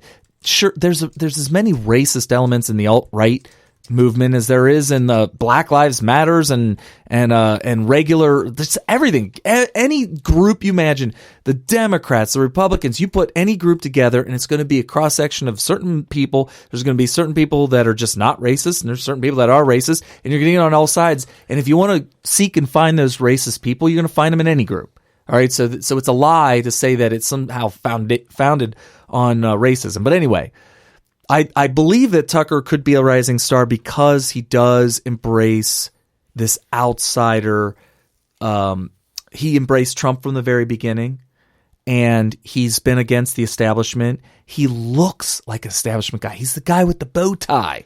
He looks like he'd be the best friends of the Bush family, but apparently he's not. Well, it turns out Karl Rove, who is pretty much the bed buddies with the whole Bush family. Every time I hear that name, Karl Rove, you know what I hear in the back of my head? When you say Karl Rove, do you know the sound that I hear in the back of my head? I don't even want to know. Go ahead. All right. So Karl Rove, he was branded the genius. And I'll tell you why. He reminds me of Mark Cuban, because Mark Cuban is a one-trick pony. Yes! Karl Rove is branded a political genius. The one-trick pony. Because he got Bush elected and reelected by doing one thing. And guess what that was? He put gay marriage on the ballot that the president will be elected on. And it got the evangelicals out. And evangelicals, when they came out so that they could vote against gay marriage. Right. And while they were there, you got to put somebody. I'm not going to put Obama. No, it was Kerry. Obama. I'm not going to put Kerry. It was John Kerry. Right. So they voted for Bush over Kerry because they were there to vote against gay marriage. And that was his one-trick pony, and it worked. It was a good trick. Thank God for that. Could you imagine? So that is the secret to Karl Rove's fame. So in the meantime, he decided to embrace dishonesty, just like the left, in order to spin what the hell is going on. This is blatant, bold face lying by Karl Rove on Fox News. When you hear this, if you've been following us and following other radio and news outlets, your Paul Joseph Watsons, your voice radios and all that stuff, if you're plugged into all that, you're going to be shocked at what you're going to hear out of Karl Rove's mouth because it is so obviously false. He's just hoping that nobody's listening to Fox News except for low information voters that don't know any better. They're just going to hang on his every word because that's the only people that would even remotely even imagine that this stuff was true. But here's Karl Rove. Yeah, bouncing around the country, and he ran the inside straight. Well, if he winning Wisconsin, he ought to thank two people: Governor Scott Walker and Speaker of the House Paul Ryan. Because they have built that state a political machine through Walker's races that extends from the top to the bottom and is better organized than probably any state in the country. They have every precinct covered. They have all the people. They have all the technology. They have all the enthusiasm and all the leadership, and they've executed. If I were Sean Hannity, I would not be recommending that if Donald Trump wins the presidency, the first thing he does is pick a fight with the House of Representatives and try and get Paul Ryan out. Well, of course you would say that. You know why? Because this is the guy that's establishment. He's protecting Paul Ryan. And all he's saying is, if I was Sean Hannity and all the people that follow Sean Hannity, I wouldn't pick a fight with them because I don't want you to pick a fight with them. They are down and they need to be kicked. They were also making the comment that, the last time a president meddled and got involved with picking and choosing the leadership, it didn't end up well. Wow. Ryan is probably one of the big reasons why he carried Wisconsin. No way! And not only that, but a newly elected president does not need to start by opening up a civil war with the legislative branch of his party. Carl, did that machine, because we know that in Wisconsin he got a terrible shellacking in the primaries from Ted Cruz. And all of that machine was working against him in the primaries, and talk radio was working against him. Did they all fall in line and work full out for him? No, look, talk radio was, put that aside, because that's not under the control of the party leaders. But yeah, absolutely, because they understood two Paul things. Ryan didn't even campaign with him. Well, exactly. No. Let me finish. He campaigned against him. Yeah, he did. He spent. What do you think he spent? Let me finish. Last weekend, where do you think Paul Ryan was? He was stumping the state in a bus tour, saying, "Vote for the Republican ticket." Donald Trump, Ron Johnson, Mike Gallagher. But he did refuse to. Carl, you got to look, Donald Trump. Look. Sure, he didn't campaign with him. He campaigned on behalf of the House of Representatives around the country, raised $50 million. All right, let's but hold on, Carl. Look, I'm not arguing. Okay. Karl Rove is trying to spin Paul Ryan's support for Trump by telling you, the viewer, that Paul Ryan did campaign for the GOP and raised $50 million for the GOP and the GOP candidates. And he named a few. No. Carl, Paul Ryan was involved in the leak of the video. The coup. Trump, the coup. The leak of the video was the beginning of the coup. Right. And Paul Ryan was instrumental in getting the video out where Trump was joking around and said something to the fact of grab him in a posse. Like, yeah. That was the only thing that they came out. Most people don't know that was the Republicans that came out with it. It was actually Republican leadership that came out with that. And the fact that it was Billy Bush tells you a lot. I mean, this would have been somebody. Was it his brother or something like that? Little brother, cousin. Okay, so the cousin could have easily been like, you know what? I remember some interesting conversations. I wonder if that's on tape. He probably went and looked. Once he found it, he probably went to his cousins over there and and said, "Dude." Okay, well, a buddy of Paul Ryan's, his wife worked for that network. She got the video. She got it out to her husband, to Paul Ryan. There you go. I mean, that totally makes sense. And that's what happened. And then they used it to try to set a coup and did it in Ohio, which is where we're at. And the chairman of the entire Ohio Republican Party teamed up with Rob Portman, who... John Kasich. John Kasich has been against him from the very get-go and will remain so forever. I don't know what's going to happen to him. But anyway, here's where Tucker Carlson decides that we need to put Karl Rove in his place. I'm not arguing against Paul Ryan. I think he's in a very tough spot. I think he's an honorable guy, and I think he'll do his best to accommodate this new world. But it is a grotesque overstatement to say he is responsible for Donald Trump's winning Wisconsin. I mean, that's just the ground he was game was mocking essential. Trump. He was making the point very clearly, crystal clear, that he thought that Trump was kind of morally indefensible, which is, that's a real point. But I'm just saying you can't say he's responsible. This happened in spite of the wishes. You think the Access Hollywood tape is morally defensible? I'm not saying that. What the hell? Talk about changing the subject. We're talking about Paul Ryan. Now you're talking about a video and calling for the posse. Here's the thing. Karl Rove said that Paul Ryan was instrumental in Trump winning Wisconsin. Tucker Carlson said that is a grotesque overstatement. In other words, you're lying through your teeth, Carl. Really bad. And he said that he brought up the tape and all that, and he said that it was morally indefensible, which is fine. We could have that conversation. And Carl goes, "What, are you saying that tape was morally defensible?" Wow. What an idiot! So Time out. And the Republicans are winning tonight. And despite that, I want to go back to the decision. Paul Ryan put his shoulder to the wheel. Hey, can I get a flag? Something? Let's be honest. Hold on. Trump won in spite of the desires Joe of Trippi. people who hold The office reason as why, Republicans. reason why we're here is one, Donald Trump hit a chord with people who were fed up with Washington. Absolutely. Two, Hillary Clinton did not mobilize the President Obama's coalition. She underperformed in African Americans. Can we say that tonight? Wow. Right, so bouncing around. Tucker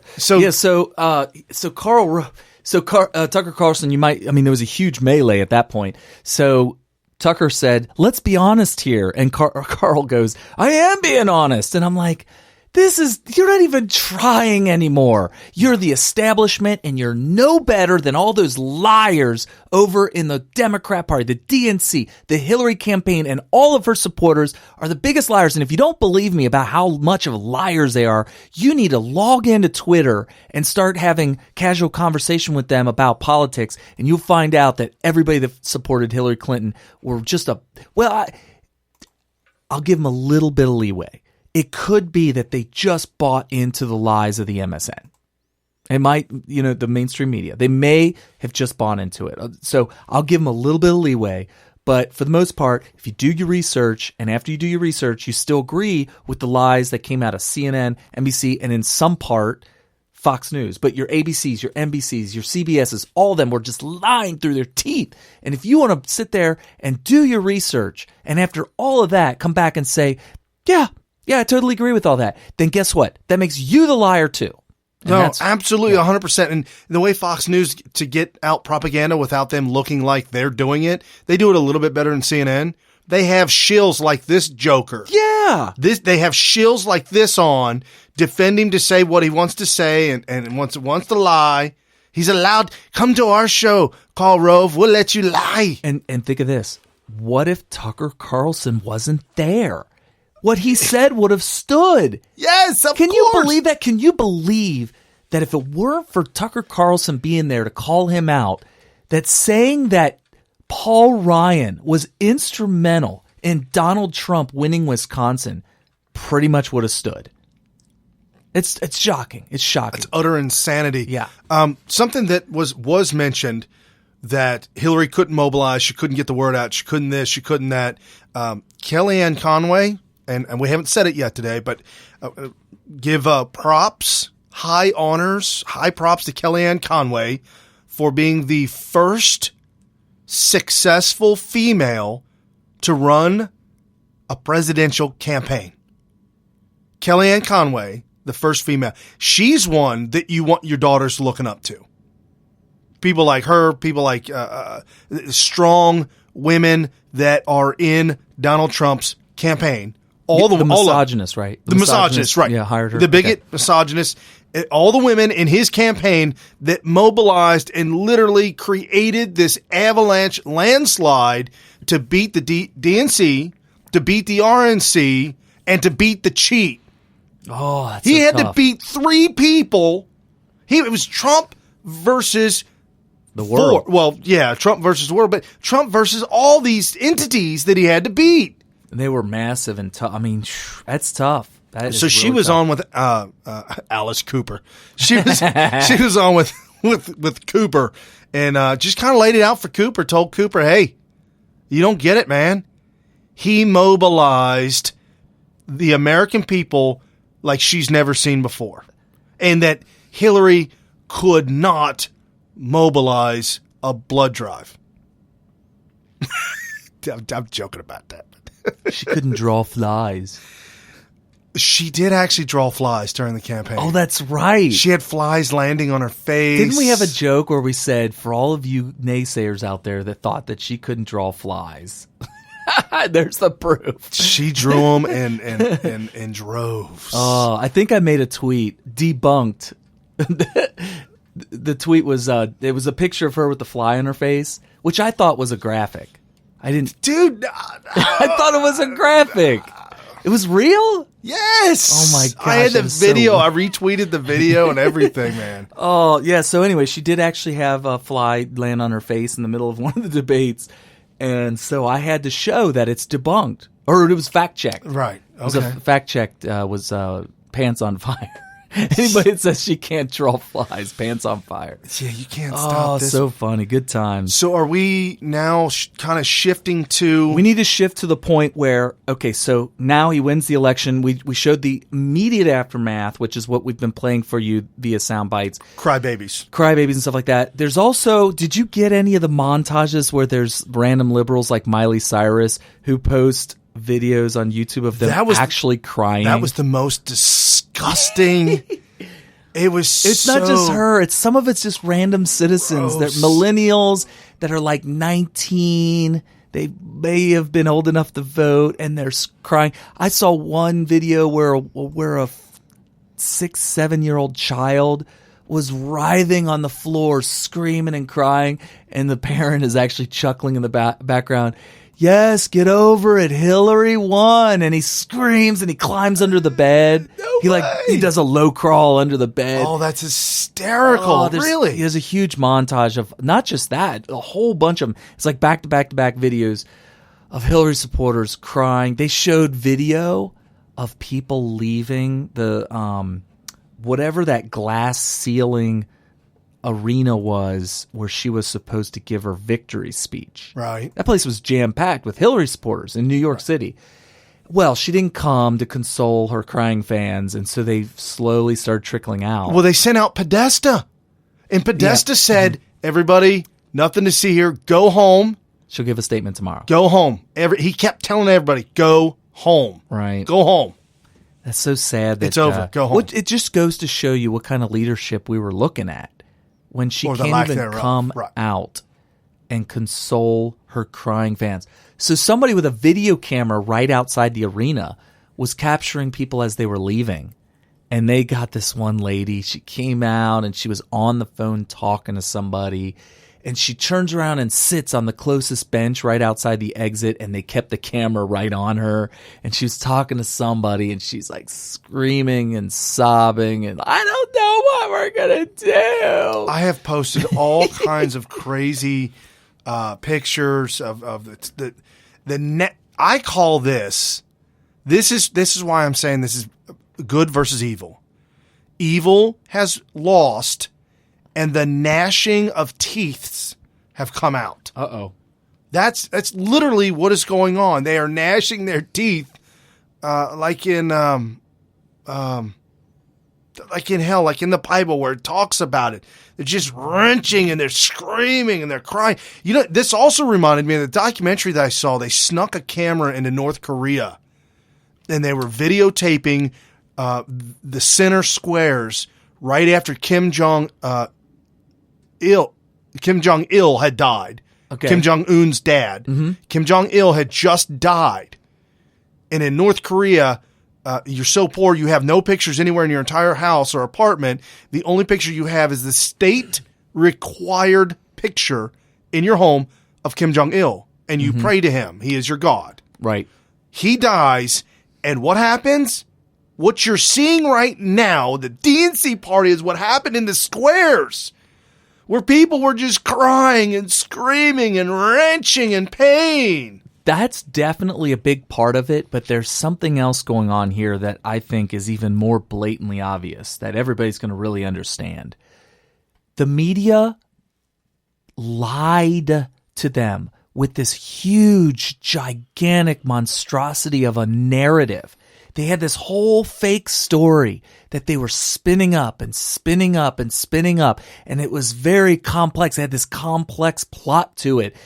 The whole thing, from the bottom to the top, the entire narrative was an entire lie. Every detail about it was a lie. And they tricked all these leftists in the entire country of something that was not true. That she was a good person, and that, oh, here's the bigger one. Not just so much that she was a good person, but that Donald Trump is literally Hitler, as Paul Watson says. Right. Literally Hitler. And also, he's a bad person. He's a misogynist. He's a bigot. He hates black people. By the way, they're now saying, I'm talking about black people who are Democrats that voted for Hillary are saying, I guess we're going to be back in chains. Right. I actually was at a meeting last week. It was on Tuesday, election day. We weren't sure who was going to win or not.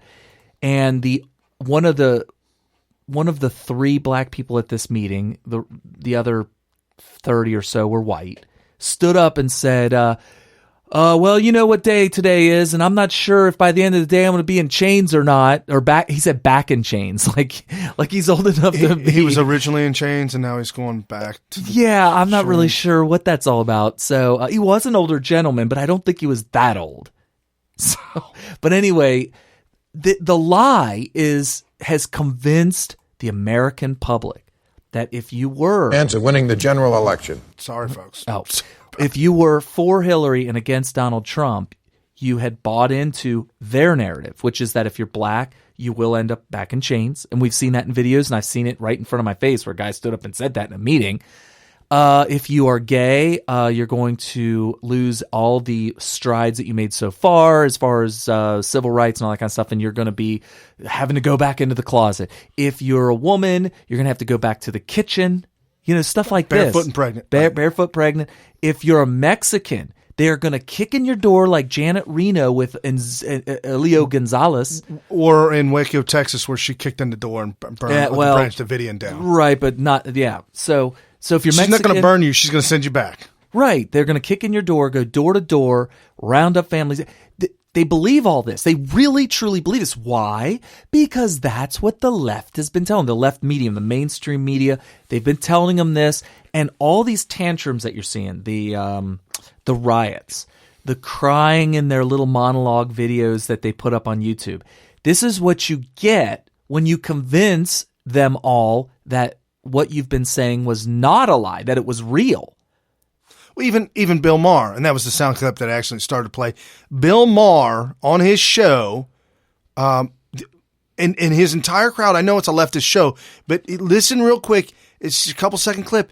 His entire crowd's response. And which Republican candidate has the best chance of winning the general election? Of the declared ones right now, Donald Trump. Well, that was early on. And there's a black woman at the table, and she's looking confused as all, and she's wanting to laugh, and they're wanting to. That was early on, dude. This is what the left does to you. This is what evil does to people that aren't in lockstep with them. They ridicule, humiliate, and try and push you off into oblivion. I don't know how old everybody listening is, but if you're around my age, which I will not disclose at this time, under 50 and over 10. What you just heard there reminds me of, okay, so we have this giant anti-bullying culture, okay? That didn't exist when I was in junior high and the older parts of elementary. High school wasn't so bad, but definitely junior high was just brutal, all right? And they didn't have the kind of anti-bullying culture that we have now. But what you hear there, that's how it happens. What you just heard in that Bill Maher thing is exactly how it happens. When you say an opinion on something that doesn't fall in line. What are you doing? can't stop it. I'm literally about to. Why can't you stop it? How many times did you hit? It's one of them crying. Sorry. Just hit the pause button. The pause. Mr. Producer, hit the pause. So anyway, so what you're hearing in the Bill Maher thing where they all start laughing, that is the foundation of bullying.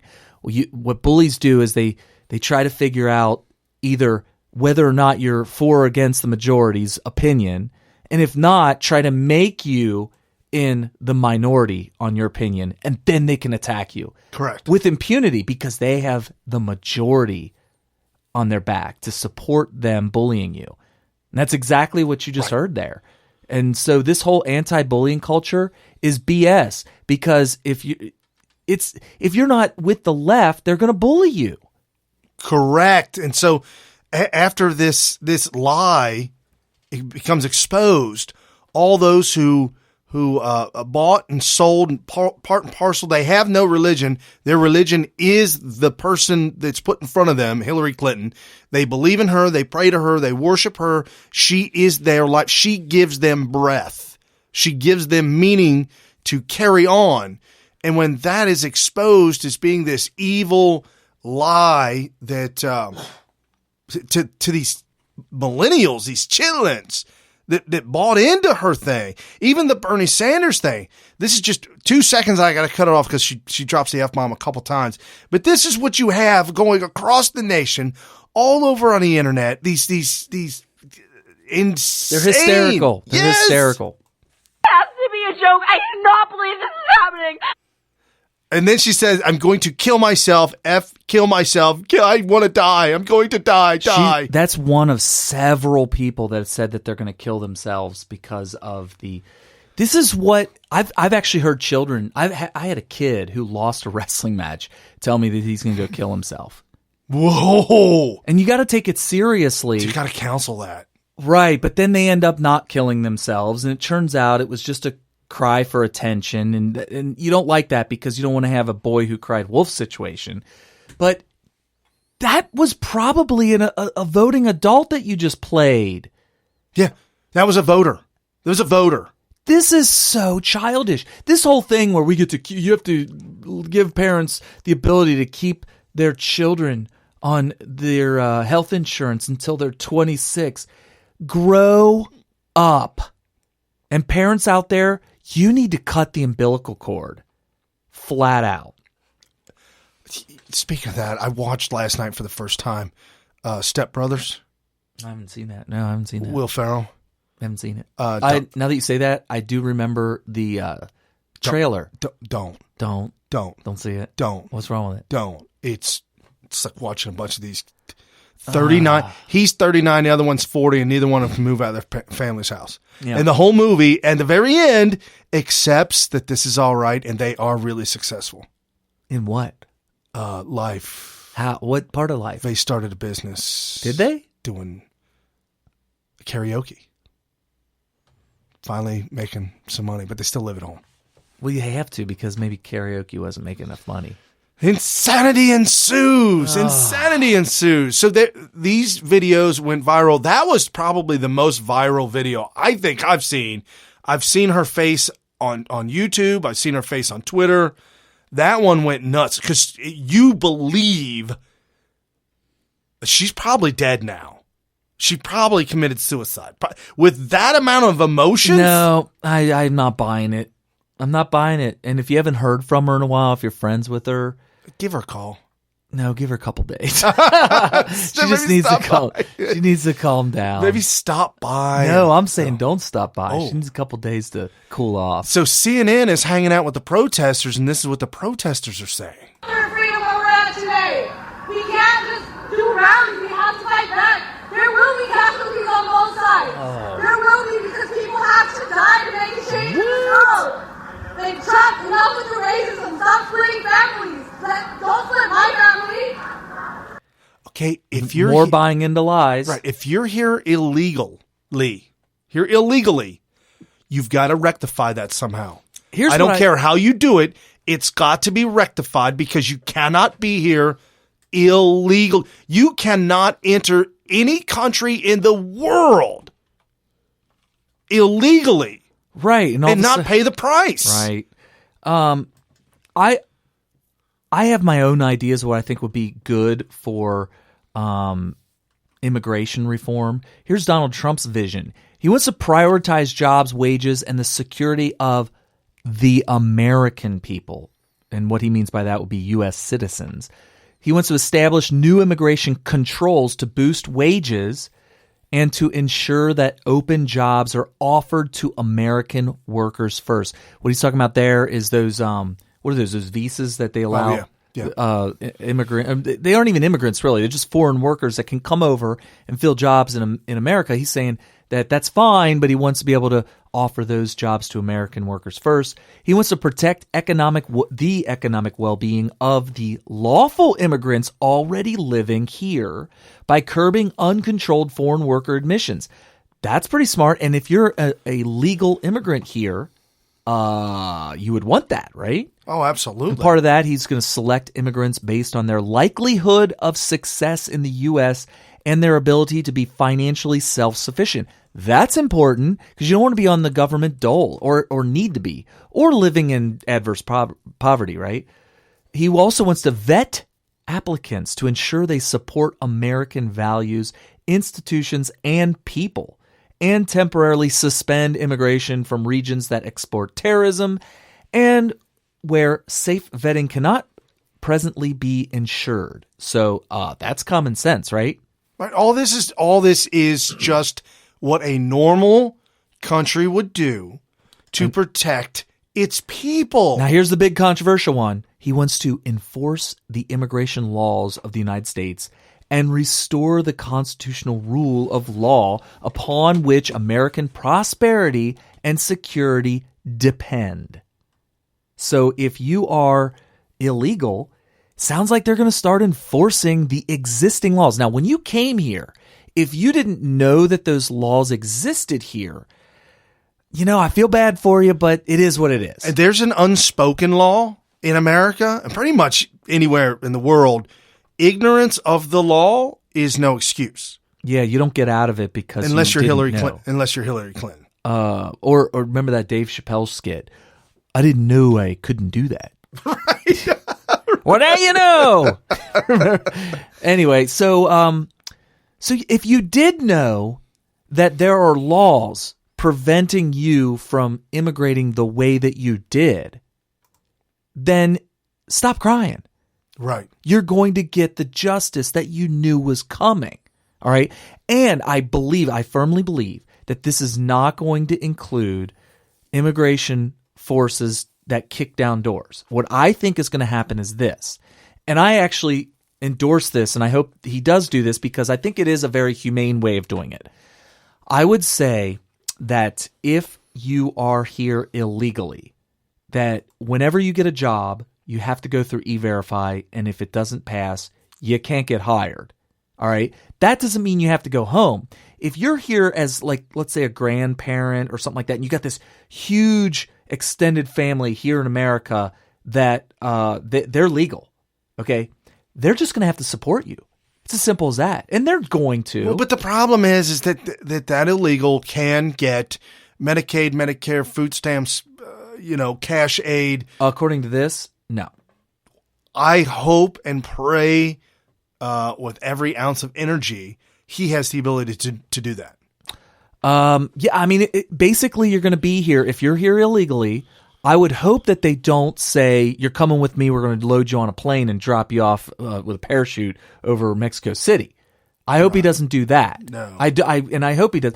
But I don't think you have to. I just think that it's going to be like this. Hey, stay at your own risk because you're not going to be able to work. You're putting them in the shadows. You're putting them back in the Obama brought them out of the shadow. They can leave. Here's something else I would throw in there that nobody's ever talked about. What about the shadows? I would offer them at taxpayer expense a free one-way trip back. And you know what? Put them on a list. Get them on a list of people who can come in legally. Put them on the list. And when their name comes up, if we're ready to take another, I don't know, let's say we're on such and such a date, we take 10,000. If their name is in the top 10,000, they come back in, and guess what? They're legal. They're legal. I mean, I'd be for that. And he's talking about when he builds the wall, it's going to have the biggest door you've ever seen, a great big door. If they come in legally, they love America, they want to be American, and they want to assimilate and all that good stuff and wave an American flag, and they have family here already, wouldn't it be better to do it legally? You're going to feel better about yourself, your family's going to feel better about it, and all that stuff. We've got to slow down this immigration thing. Right. We have to slow it down because there is no assimilation as it is right now.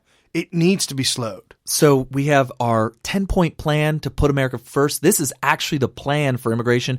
I'm going to skim through these real quick so that you guys know. All right. He's going to begin working on an impenetrable physical wall on the southern border. There's a lot of controversy. Everybody saying, see, he's backtracking on the wall. Hey, I'm just reading right here. And by the way, Mexico will pay for the wall. Now, let me explain something to you. Go to DonaldJTrump.com, click on positions, and click on immigration, and scroll down to number 1, begin working on an impenetrable wall. There's a clickable link that says Mexico will pay for the wall. It's a PDF you can print out. It's only 2 pages. It details very, very, very good detail on exactly how he's going to make Mexico pay for the wall. Guess what? I read it earlier today. It's not hard. It's not hard to do. It will happen. Yeah. If he follows his PDF, it's a 2-page PDF. If he follows that, Mexico will pay for the wall, period. All right. Number 2, end catch and release. Gotta stop that. Under the administration, anyone who illegally crosses the border will be detained until they are moved out of the country. Okay? That makes sense. Common sense. Move criminal aliens out day 1 in a joint operations with local, state, federal law enforcement. We will terminate the Obama administration's deadly non-enforcement policies that allow thousands of criminal aliens to. So this is kind of the roundup posse, isn't it? Well, he's talking about working with local state enforcement. What the people that they have right now in our jails that are illegal. Oh, you're saying the ones that are actually breaking the law. The ones who've broken the law and are caught, Obama has released them and let them go out to the public. Trump's saying they're going back home. Okay. Yeah, I mean, if you break the law, you can't break the law here. That's another thing. If you have a family member, you're legal, maybe your grandparent, parent, whatever's not. And they get a DUI. Or let's say they don't break any laws. I really don't support kicking in the door.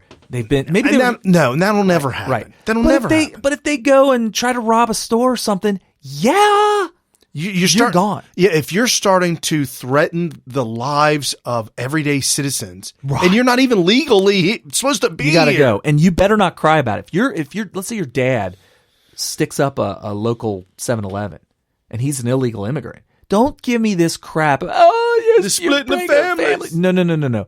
Bye-bye. Okay. So, number 4, end sanctuary cities. This has been dangerous. Really bad. San Francisco already is bucking it and saying that they are going to fight the new president. We're going to find out about that. On sanctuary cities, because we are one. Do you know back when we were first founded? Because we care. The Whiskey Rebellion. I dare a city to try to say, I'm not going with the laws of the federal government. In the Whiskey Rebellion, I think they wanted to tax whiskey, and a whole city said, we ain't paying it.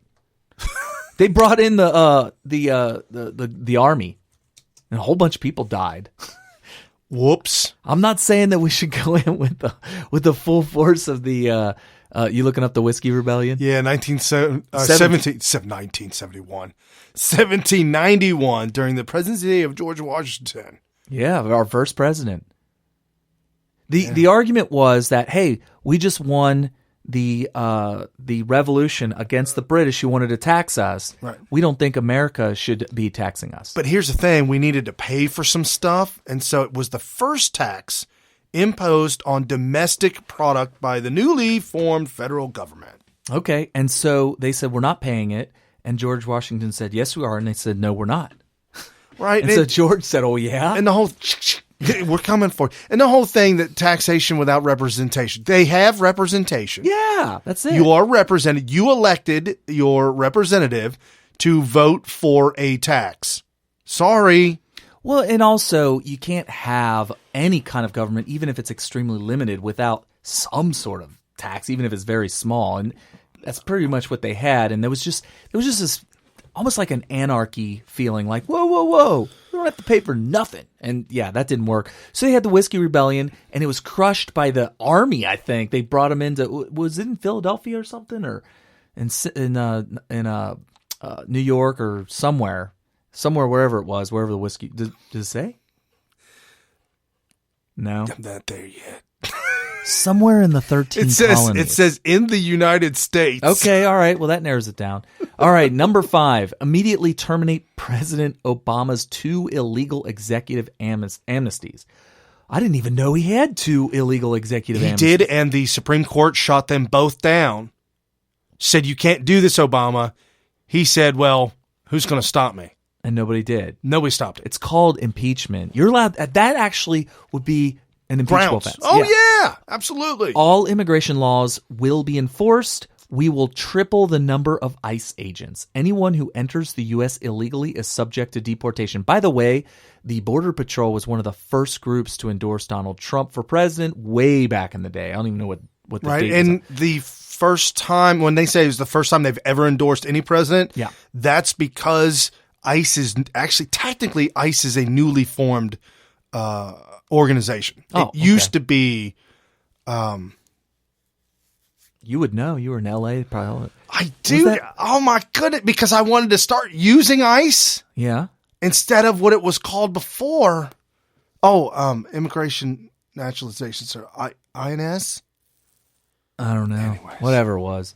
We'll have to watch that Cheech and Chong movie, Born in East L.A. See what they called it. So that is what it means to have laws and have country. Number 6, suspend the issuance of visas to any place where adequate screening cannot occur until proven and effective vetting mechanisms can be put in place. That he's been saying that for a long time, and that's just common sense. I mean, national security, right? Right. All right, number 7. Ensure other countries take their people back when we order them deported. Now, that's an interesting one. What if they don't? What if they say, no, you do not send back here? Oh, I'm sure there's see, that's where you get into negotiations. If a country that's working with us, trade, money, dealings. So you're saying try to punish them. If you don't take it back, then you don't get your money. Okay. Yeah. Ensure that a biometric entry-exit visa tracking system is fully implemented at all land, air, and sea ports. That's cool. All right, so he's getting technology involved. Number 9, turn off the jobs and benefits magnet. This is huge. That will actually start to, and it did work when it was implemented almost immediately, where people will self-deport when they know there ain't no money here for them. It happened in Cincinnati. During the housing boom, we had so many illegal immigrants here, it was ridiculous. They were all over the place building houses. And I thought, wow, there's going to be a change in demographics in Cincinnati. Well, guess what? When the housing bubble burst, they left the city. They did not find any place to live and create a new demographic here. They left. They went to go find where the money was. Anyway, it says here, many immigrants come to the U.S. illegally in search of jobs, even though federal law prohibits the employment of illegal immigrants. So he's going to turn that off. Number 10, the final one, last but not least. Reform legal immigration to serve the best interests of America and its workers, keeping immigration levels within historic norms. So he's not saying drag it down to nothing or whatever. He's just saying put it to where it was historically normal. I'd like to pull the brakes on this thing for a while. I don't know who it was, but was it 64 years? There was zero immigration. Right, during America. The early 1900s all the way up to, World War II-ish. No, all the way up to the 60s or 70s, something like that. Oh, what am I thinking? World War II. It was a 64-year period. Yeah, from the early 1900s all the way up until like the 70s or something right. like that. So, yeah. I'm okay with that. I mean, we need to assimilate everybody and return America to whatever it's going to turn into. You know, everybody talks about how, we're this melting pot, and we get our culture from a melting of all kinds of different cultures. That's fine. We need to melt. Yes, we need to melt. When we have giant, huge, enormous areas of land in America where it's predominantly Mexican flag-waving people who don't know the English language very well, who haven't really been able to get through our schools very well except being drugged through because they don't know the language that the curriculum is in. That's a problem. This may be a shock to most of you, but in Los Angeles, on the 4th of July, Mexicans take to the streets with their trucks and giant Mexican flags. How about the ones... You will be beaten. Somebody will beat you if you fly a flag in L.A. on the 4th of July. So it's kind of like they're trying to do what they did to Columbus Day. Hijack it? No, the Native American Indians, they protest on the day of Columbus Day because that's the day that their peoples were exterminated, which somebody needs to blow the dust off of their history book, right? Because they're totally messed up on that. The Hispanics out in L.A. claimed that they are taking back California, Texas, Arizona, Mexico because it's rightfully theirs. I said, you lost a war. Yes, you lost your entire country. Right, America took over and owned all of Mexico. And we were nice enough to give it back. So I tell you what, we're going to give you back this much. Yeah. Which was literally 90%. Yeah. You get it back. Yeah, we did take a chunk of that, and that was like the California, Arizona, New Mexico area. There was like a whole big chunk there that was theirs. We won a war. It went through the desert. There wasn't nothing out there. Right. Split the desert. Do you know what the main reason our border down there by those 3 states, why it is where it is? Oh, I love that show. Why the states got their shapes? Oh, man, that is an incredible show. The reason it's where it is because it allows for an area that would be easiest to build a railroad through. So that's why it's bumped down to that spot. Real flat desert, There straight. just happens to be a corridor that you can get. Well, there's a continental divide that's on one side and the other side is flat and goes through. I could see that. Yeah, because now if the border was more north than that, it would have been hell to get railroad through there. Oh, you couldn't even imagine. If you've ever driven through the Midwest, or through the Southwest, and climbed the ginormous mountain that is Flagstaff, Arizona. Oh, yeah. Well, actually, I don't even think there's anything on the mountain. Flagstaff is at the base because you don't even want to go up through that thing. To get through it. Well, the elevation at one point in time, you can see on the freeway, it'll tell you the elevation. You're at 4,000, 5,000. Yeah, it gets up to like 12,000. 19,000. Like, 19,000. That's really high. You see 747s going by. Oh, my gosh. I mean, there are mountains in the Rocky Mountains that get up into that 12,000 range. I've been on a mountain, and I remember, when you get up there, you have to watch the heat in your car and all that. We had a bag of chips, a little bag of chips that almost exploded. Because the air was so thin that it was inflated all the way up. Oh, that's hysterical. Yeah. That is hysterical. Wow. You could play beach ball with it in the car. Like we were kids going through there. Yeah. It was like a bag of Fritos or something. So check this out. This is the whole new narrative now. The media has shifted gears. They've accepted, subconsciously, they've accepted, okay, Trump won. Now we need to fight Trump. So now they're circling the wagons and they're in fight mode. They've gone through the 12-step process of healing. And right now they're in anger and fighting mode in this process. And Rachel Maddow, she had E. Warren on her show, and this is how she opened up. When I think about what's about to happen next in the Democratic Party, what happens in politics, for all of us in a way, but specifically for Democrats and for liberals in this new era we're now in, the new era of President Trump. Did you hear her? She said it. The one person I really, really want to hear from yet, who I have not heard from yet, is Massachusetts Senator Elizabeth Warren. Luckily for us, she's here tonight. Senator, thank you for being here. Thank you. It's good to be here. At a personal level, as a human being, as a citizen, how are you feeling about this election? Yeah, it happened. And there was a time to be really despondent about it. But the way I see it now is that we pick ourselves up and we fight back. Okay. And they will.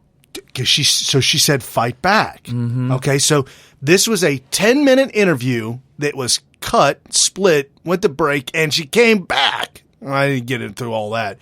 But she said fight back. Here's more of their position and what we should do. A lot of liberals in particular are despondent. You know, there's people talking about moving to Canada. A lot of people, I'm running into people on the...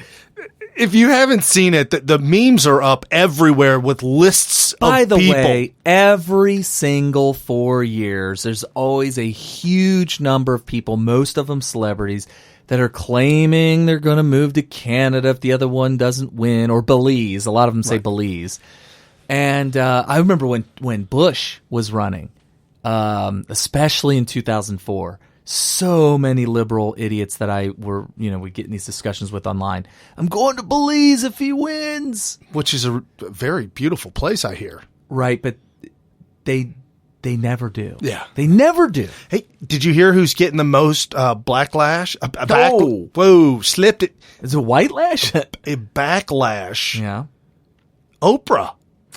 Oh, do you have her soundbite? I don't, but she's getting a lot of backlash because she said that the Trump and Obama meeting is a good start. Subway, literally today, twice on the subway in New York City and once in the airport as I was coming here to meet with you, people who looked at me and started to say something to me, recognizing me from TV, and they broke down in tears. I know. People are very, very upset. And I keep hearing, you can't move to Canada, you can't go into your shell, you can't be despondent, you have to fight. But fight how? There's more fighting involved. Isn't this amazing? We have a huge week of we have Trump winning, and then Wednesday the fight begins. They're fighting in the streets. They're fighting in the cities. These big cities. They're not fighting out in the rural parts. I don't know of any fighting over here on the west side of Cincinnati. No, but they're fighting in these liberal, rundown, despot cities like L.A., San Francisco, Michigan, and Detroit. You got New York City. I mean, it's just freaks are fighting, and Mad Cow is speaking with E. Warren. This whole thing is all about fighting. We've got to fight. They never stop. They never stop. We've been around enough election cycles to be able to tell you with perfect certainty that they will not. They will regroup. They will come back, and they will never stop fighting because evil never does. No, and so here's Warren's response to the fighting. We are the American people, and we speak for the American people, and we have the values that have made us a strong country. No, you don't. That's three. No, you don't. What is she talking about? Let's just start talking out of our ass. What is that? That's what they do, folks. So here's how I see this. You can either lie down, you can whimper, you can pull up in a ball, you can decide to move to Canada, or you can stand your ground and fight back. By the way, Canada said they don't want them. Did I heard that too? And that's what it's about. We do fight back. We will stand with those who are here who were told, come out of the shadows. We welcome you. We will stand with them, and we will stand with them every day. She's talking about illegal immigration, people in the shadows. And the whole segment she got into was Obama said, just come on out. Yep, and Obama promised right. you. He promised you. And I am going to fight every day to keep Obama's promise that you don't have to fear being in America. If you're here illegally, you should fear. It's as simple as that. Right. And Elizabeth Warren doesn't really have, I don't think she really has that much pull to make this happen. But one more sound clip of her, Warren. And then we'll get to Oprah. And we have to remember how Donald Trump started this whole campaign. See, we're doing a little, this is what they do. I want to remind you of the person we hate and why we hate him. And it's not going to work for long. Right. He started it with an attack on Mexican Americans. When did he attack Mexican Americans? Never. Okay. All right. That's actually a lie. Okay, there's one more. That was interesting because I missed that until you stopped it. If you did not stop that actually glossed right over me. There's one more lie. So we've, just in a few sound bites of an overall 15-minute segment. What she meant to say. We got handfuls of lies. Just in case you missed it, if she was going to make the honest statement, the statement of reality, of fact, what she meant to say was that he attacked illegal immigrants or illegal Mexicans. Especially the one that killed the girl out there in San Francisco. He did. He's been very hard on illegal Mexicans. That are killing Americans. Yes, he's definitely been hard on them. But she lied. She said Mexican Americans? Right. Yeah, it's wrong. That's a lie. Right. Well, in her mind, though, if you're here, you're an American, I guess. Oh, they do believe that, which is, see, this language barrier ain't going to work. And you know what? I'm not buying into her fake, false, lying language. And then he took the escalator down. And his entire campaign was fueled on racism and bigotry, attacks on women, attacks on African Americans, attacks on Latinos, attacks on Muslims, attacks on people who were disabled. I mean, it was one attack after another. Bigotry, dignity, toxic stew of bigotry. Not because of that bigotry, but in spite of that bigotry. Angry? What is she talking the about? The little montage there at the end. She is gone straight off the rails, and she's going back to what everybody voted against. Yes. Was this hate, vitriol, this anger, this disgusting calling people bigots, homophobes, racist, sexist. Keep it up. Keep it up. Keep it going. Here's the thing. It worked for so long, and we finally caught on to it, that they were just calling us racist because they knew that we were scared to death. You know, the days of the 40-year job, and then you get the watch at the end of 40 years, right, the $40 watch at the end of 40 years of working. And back in the day, it was almost as bad as losing a very close loved one and having to go to a funeral and having to turn the page of your life of having to live with it. That's how bad it was to get fired. Right. Because when you worked in a career, it was all believed by everyone that this is what you were going to do until you retired. Right. And so the idea that you're putting it all at risk if you were to be labeled a racist was just too scary for anybody to bear. So all they had to do was call you racist, and that shut you up. Because you didn't want to lose your job. But guess what? Yeah. They ended up undermining their entire strategy by taking job security away. They destroyed the economy. Yes. They made it so that you didn't necessarily have to work because you were just going to get a check from the government anyway. You have your earned income tax credit. You got your EBT. You got these credit card things from the government. Make you just go to TGI Fridays at the first of the month. Yep. And buy beer with it. Yep. And then go to the cigarettes, beer, whatever all that you want. Stuff. Yep. So your entire life can be sustained on government subsidies anyway. You don't really. So if you do go out and get a job, if you get fired, whatever, and guess what? They took away the fear of exercising your freedom of speech. And they used it so much race. They called people a racist so much. It's the boy who cried wolf. Finally, we were just like, you know what? I'm not taking that crap from you anymore. People got fed up. No more. So there's a soundbite on Oprah? Did you say? There's a soundbite on Oprah? Well, Oprah took a different tact.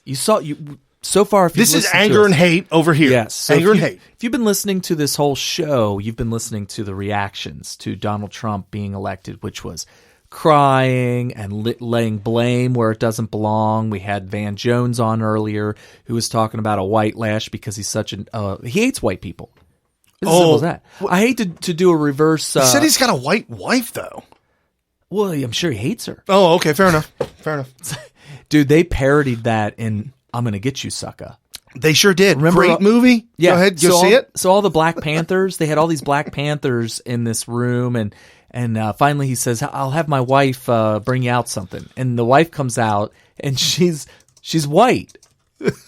She's white, and she was speaking the same language as the rest of the Black Panthers there. It was kind of like that hate whitey thing, right? So, but it was a big parody. So I'm gonna get you, sucker. So anyway.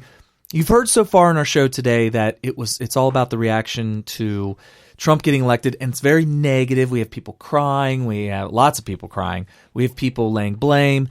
And Oprah decided to take a different tact, which I'm really surprised that maybe she did anticipate the reaction to her strategy here, if you will.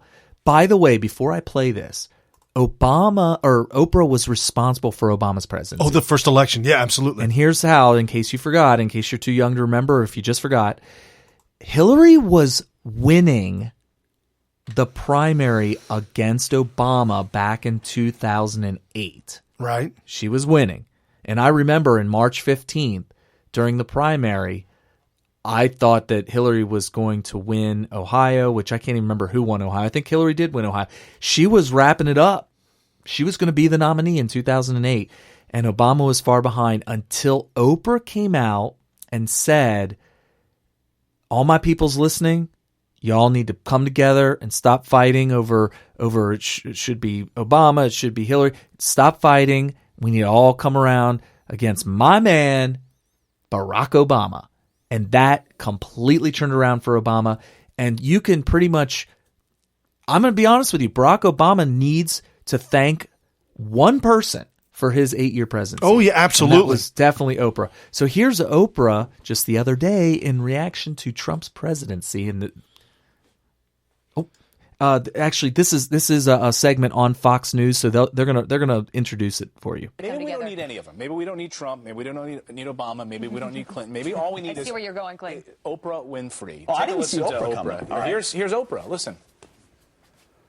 I just saw President-elect Trump with President Obama in the White House, and it gave me hope. Good. Gave me hope. I mean, I have to say, just to hear President-elect Trump say that he had respect for President Obama, it felt that he had reached a moment where he was actually humbled by that experience. To hear President Obama say that he has renewed confidence in the peaceful transition, I think everybody can take a deep breath. It's all about unity. Everybody can take a deep breath now. Well, because of that. Okay, well, that's awesome. That's awesome. Well, it turns out there was a major backlash. Whoa! Whoa! She got a lot of hate mail. Yes, from her fans, the community that liberals should get in lockstep, folks. She's speaking about unity. Yes. She is not going down racist road.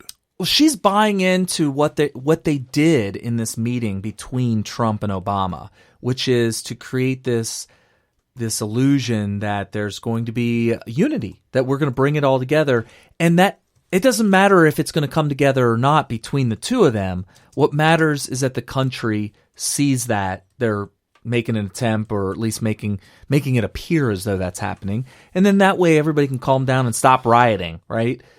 And so Oprah was just kind of describing that and giving her take, which is we need to give him a chance. Let's listen to the way they describe this too. She was a big supporter of President Barack Obama, also a supporter of Hillary Clinton.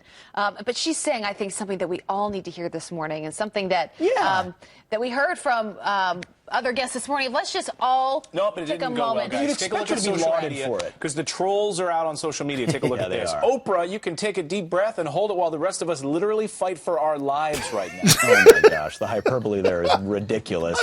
Another tweet says, Oprah, what the bleep? This is not one of my favorite things. She has favorite things on her show. And that's Patton Oswalt, a famous actor. Yeah, and here's another one. I will never forget that you did this, Oprah. Awful. How dare you? This one, though, this one's my favorite. Yeah. Raven tweets this. Oprah, dead to me. Literally, think about this. The first tweet says, we're fighting for our lives. And I said it before and I'll say it again. No, there are men in uniform in Iraq and Afghanistan and Syria fighting for your life and for our freedom. And you're going to look Oprah Winfrey in the eye and say, I'm fighting for my life because Donald Trump got elected to president. The lack of perspective in this country is unreal. When all she's saying is, let's come together, guys. This is time for some healing. You got to give her credit. It was a peace. calming message, right? That she was heartened by the peaceful transition of power in this country. What do you think about this? You can go to our Facebook page this morning, FF. All right. Yeah, no, she is doing the responsible adult thing to do. I mean, it seems responsible to me. Which is come together, let's work on this, let's get a peaceful transition, let's heal the nation, not H-E-E-L, H-E-A-L. Yeah. We need to heal the wounds. Hillary said heal the black people, but that was a different heal. So there's a liberal on Facebook that I've been friends with, unfortunately. He's in the wrestling community, which is why I'm friends with him, but he is one of the most hardcore, propagandistic, leftist, communist, just, oh my God, this guy's bad. So he basically said, guys, you need to have more respect for the presidency than this. We need to stop all the hateful posts and all that kind of stuff.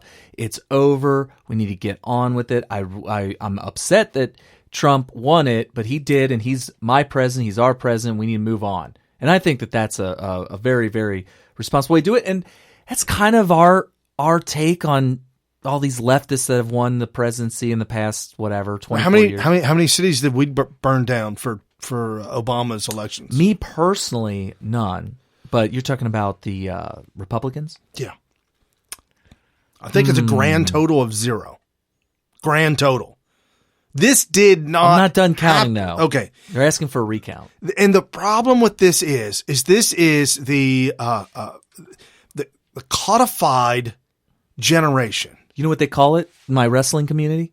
They call it, this is what happens when you give everybody a medal. Everybody. Yes. The losers, the winners, everybody. It doesn't matter. You all get a medal. Either Laura Ingraham, I think it was Laura Ingraham, retweeted out, this is what happens when everybody gets the medal. No, and you're absolutely right. It's the codification of an entire generation. Did you see our fans posted that Canadians are going to build a wall to keep fleeing liberals, fleeing Americans from coming up to Canada? I say send them down south. Canada has so many problems with their... No, seriously, it's racist to say that you're going to go to Canada. Nobody says, oh, I'm going to Mexico. Why aren't you fleeing to Mexico? Huh? Because it's a poor third world nation. Oh. And they don't realize, but they don't realize that America Junior, Canada, is becoming a third world nation themselves. They're absolutely falling apart at the seams because of socialism. Well, socialism always is going to fail. It always is the inferior option of running a society. And I think society runs itself, which is largely what the free market capitalist system, representative democracies, and all that kind of stuff are reflecting. It's a reflection of society's ability to run itself and not have this centralized power of elites required to oversee it, put rules in place of it, and micromanage every single little action. Well, if you look at some of the cities where they do micromanage you under a communist system, you see so much hate and anger. Yeah. But it's not at any one person. It's because of the oppression that you're feeling from the government. And again, we spent a lot of time this weekend at the Creation Museum, and something that we noticed when walking around the Creation Museum. Obviously there's some rules and etiquette. I know what you're going to say. This is an interesting observation. Oh my good! You could do anything you before want. Before you get to that, we go to Kings Island. You may have even been to Disney World and all that kind of Disney place. World, Disneyland, any Kings Seven Island, Flags. Six Flags. There's Six Flags. We can't say Six Flags. We got to call it Seven. Seven. Because we don't want to get sued. No. Okay, so Six Flags, Magic Mountain, all these places. Disney. So Brokeback Mountain. So what... There might not be. So what do you see when you go to those places first? And then we'll do it. I'll tell you what I saw. It wasn't no good. Oh, man. It was oppression. like I've never seen it before. Okay, so do a contrast. What do you see at those places? When you take your kids, the chitlins, you take them there, and what happens? Massive amounts of rules and regulations, all signs everywhere. Don't jump the line. Don't jump the line. Don't jump up in the air. Don't climb on nothing. Immediately kicked out. I mean, just one rule after another. Big signs with lots of rules, like 10 rules for this situation. And there'll be people all around, too, to enforce those rules everywhere, all over the place. There's only one sign at the Creation Museum, and that is, at the very beginning, they say this place is heavily surveilled. Yeah, that's the only sign I saw. Lots of surveillance. And there's a reason, because it is a magnet for hateful, intolerant, bigoted leftists.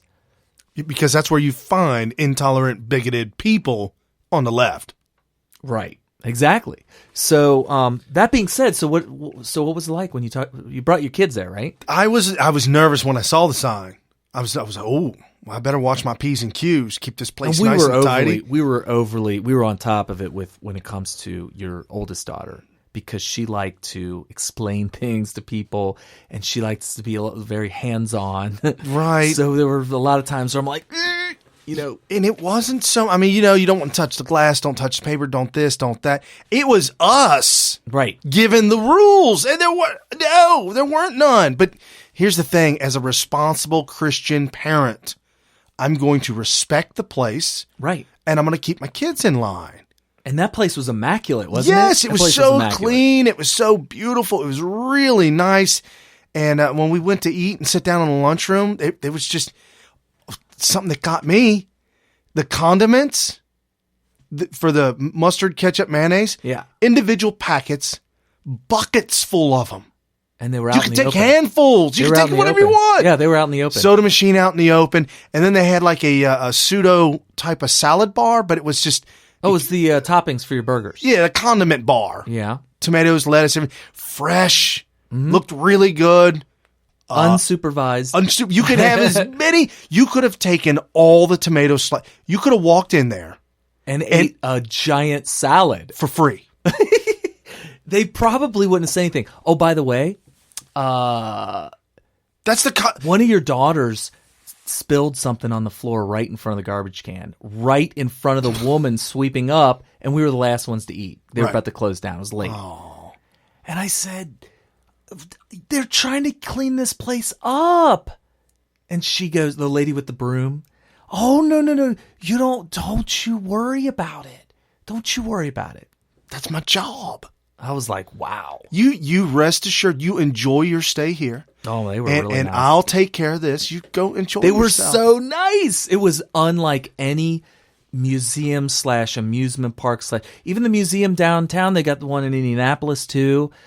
The places that aren't really super closely supervised look like a dystopia. Right. It's all run down and beat up. Destroyed. It's a disfigured, defaced, and just nasty and dirty, mainly because that's what you get when you have liberals going in there and patronizing a place. I saw some hooligans, some young kids, some ruffians. Roughnecks. Yeah, they were pulling on, one was pulling the door open, one was pulling the door closed at the lunchroom to go outside. At the Creation Museum? Yeah, and they were screwing around with the doors. Oh, yeah? Right, and at the doors is also the trash can, and that's where the cleaning ladies were. Okay, yeah. One was older and one was in her 20s, and they started walking to those kids. Oh, you thought they were busted. I'm like, oh, man, they're going to get busted. Break out the camera, the flip phone. Break out the camera. See, man, they're going to get them. And they went right to the garbage can, and they changed the garbage liner and kind of wiped up. And the kids saw them and wound up walking away. And they didn't say a word. No, not a single word was said. It's so different. The culture's so different. Versus, well, you brought this up, and this was so prevalent out in Los Angeles when I'd go to a Home Depot with my little girls. Yeah. 3, 4, 5. And they're like little monkeys, and they climb on and so I always get the cart at Home Depot with all the bars on it because the girls like to climb and hang. And I get these people working there Oh, watch your daughter's going to fall. Watch your daughter. Yeah. People patronizing their mothers specifically, not dads. Dads could care less, but mothers coming. You better watch your daughter's going to fall. I said, no, she's fine. Relax. Right. Well, there's signs in Home Depot that say that this is a warehouse, so watch your children and that kind of stuff. And I do. Right. But this whole sign everywhere sign. You're such a hippie. You're right. It's a very minor little detail when it comes to the differences in cultures between the right and the left. But man, it's just so weird the way I feel like all the employees at the Creation Museum are told, don't you worry, when kids are there, their parents got them, we're not their parents, you let them handle it. Because they do not intervene. It is a calming effect. It's a calm feeling knowing that somebody respects me and my authority over my children. They've got to be taught that. And it gives you a sense of freedom. Yeah, and it does feel good there. It really does. It's just chilled, relaxed. Yeah. Versus when I go up to Mickey D's out in L.A. and I say, hey, they don't even have restrooms at any of the restaurants. Right. No. You can't use the bathroom at a Subway in L.A. None. No Subway in L.A. has a bathroom to wash your hands or to go to the bathroom. None. That's ridiculous. So I go to Mickey D's and I get a burger, and my wife got a fish, and she had tartar sauce. And I went up to the counter. Hey, can I get a thing of tartar sauce? That's 65 cents, sir. What? I said, oh, come on. No, sir. And my wife said she wanted some, so she gave it. And I said, what, you give it to my wife but not me? She got a sandwich for that. It comes with the sandwich. I'm like, holy smoke.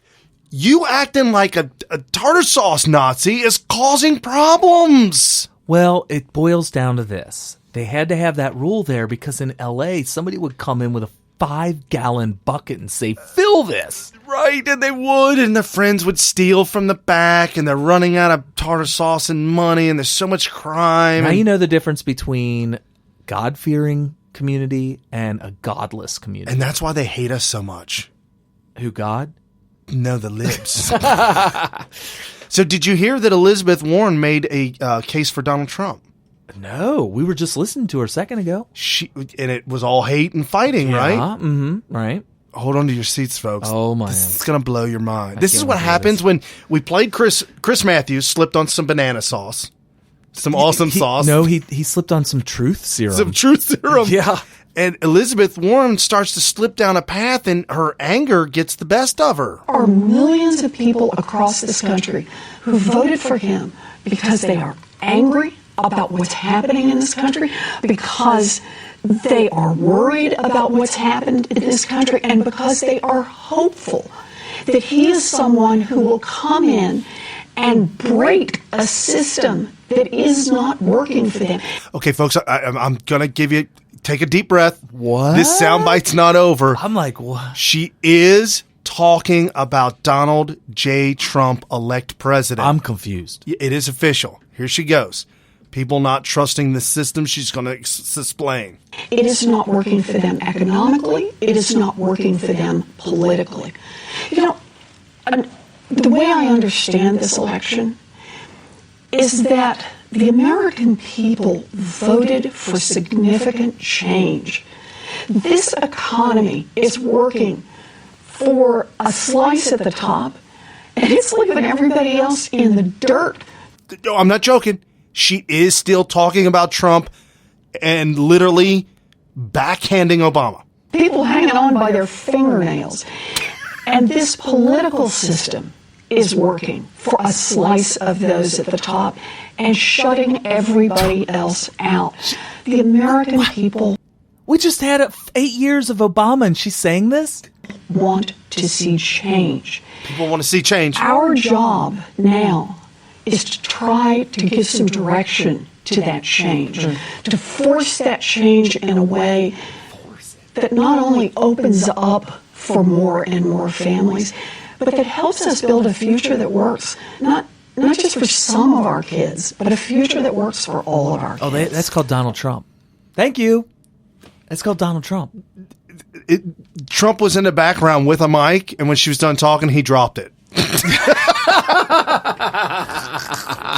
Oh, dude, that would be a good graphic. Have her talking, and then right there, cut it off and have Trump dropping the mic. Where are our graphic people? Oh my gosh, that is so funny. I could totally see that being a good one. Dude. It sounds like she's throwing Obama under the bus. Yes. And explaining why Donald Trump's going to be such an awesome president. Yes. And then she doesn't agree with that. She's trying to weasel her way in, though, by saying, well, we got to direct the change, you know. We got to force it. But she did. She said force it. She's going to force it down your throat. Oh, my goodness. We're going to take this change, and we're going to force it down your throat. No good. That is no good. So she's doing that. The media's doing that. What is the GOP doing? Good question. Well, we know what Karl Rove is doing. He's giving credit to Paul Ryan for delivering Wisconsin to Trump. I am still beside myself with that. That is just I actually listened to that live the night of the election. Wow. I couldn't believe it. You know what I thought when I was listening to it? I need to remember this clip to play for the show. And that's why I played it. Yep. So Lou Dobbs had Representative Chris Collins from New York. So you know he's going to be a little bit of an establishment kind of guy right off the bat. But Lou Dobbs has him on, and Lou cannot – I've never seen Lou get this boisterous, loud, and frankly seems quite mad. Your leadership elected. Wait a minute. There's a bulletin in there. You're going to elect your leadership Monday? He's talking about the leadership for the government, if you will, and Trump is not in power right now. And he's talking to this representative who's talking about putting the leadership together without Trump. Tuesday. And why so soon? Why so soon? Well, I will tell you this right now, Lou. I don't think anyone's even got an opponent. I think we understand the pressure we've been under with President Obama just being in total disagreement on the direction of the country. Whoa, Congressman. You've been in total disagreement with the president-elect on the campaign, with the president, the nominee of your party, and Paul Ryan. What are you talking about, Obama? Obama and Ryan got along great. Are you kidding me? Yeah, right now, we're looking at tomorrow and the next day. We're not going to dwell on the past. We're looking forward. How about the present? I'm asking you a question about the reality of what is the conflict with your leadership and the nominee, the conflict with the conference and your leadership team.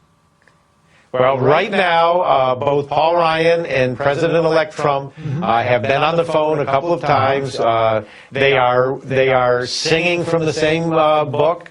And we're going to work on a legislative agenda. Whose book is that? It's Donald Trump's book. Well, we got another bulletin. Yeah, two bulletins. Donald Trump was elected. Donald Trump. Are you saying Paul Ryan is signed on with the nominee to push his agenda? The president's agenda? I would say that is correct, and the president is going to be looking at Paul Ryan and us to make sure that we fill in the details on it. But what he has said, we're going to secure our borders, we're going to bring our jobs back, we're going to have energy independence. He said he's going to build a wall. He said he's going to take control of immigration. He said he is going to remove 2 million criminal illegal immigrants from the country. And we're going to do that. All right. I mean, secure the borders. Donald Trump said we're building a wall. I mean, that was front and center. We're going to build that wall. Yeah, but you've had, of course, from Paul Ryan, a man who said it's going to be, the better way, the silly 5 task force agenda thing that he created. Is that now dust in history, or is that going to be a conflict? No. I mean, Lou Dobbs stands up for the American people and does what a journalist, somebody on TV interviewing a politician needs to do. It's those follow-up questions, those hard questions that you need to think of on, when you're on your feet, you're against the ropes, and you got to come up with those hard questions to hit him right in the teeth. He didn't hesitate. He didn't wait for him to finish. He was just like, what? You are dropping news bulletins left and right. Nobody has heard any of this. Nobody's believing these lies, and I'm so glad that Lou Dobbs had the presence of mind to be outraged at those kinds of statements. You know, I would have loved for Lou Dobbs to have been sitting in on the panel when Karl Rove said that we can thank Paul Ryan for delivering Wisconsin. Well, they couldn't have Lou Dobbs there because he would have destroyed the entire panel. Here's one for you, Jack Prosobic.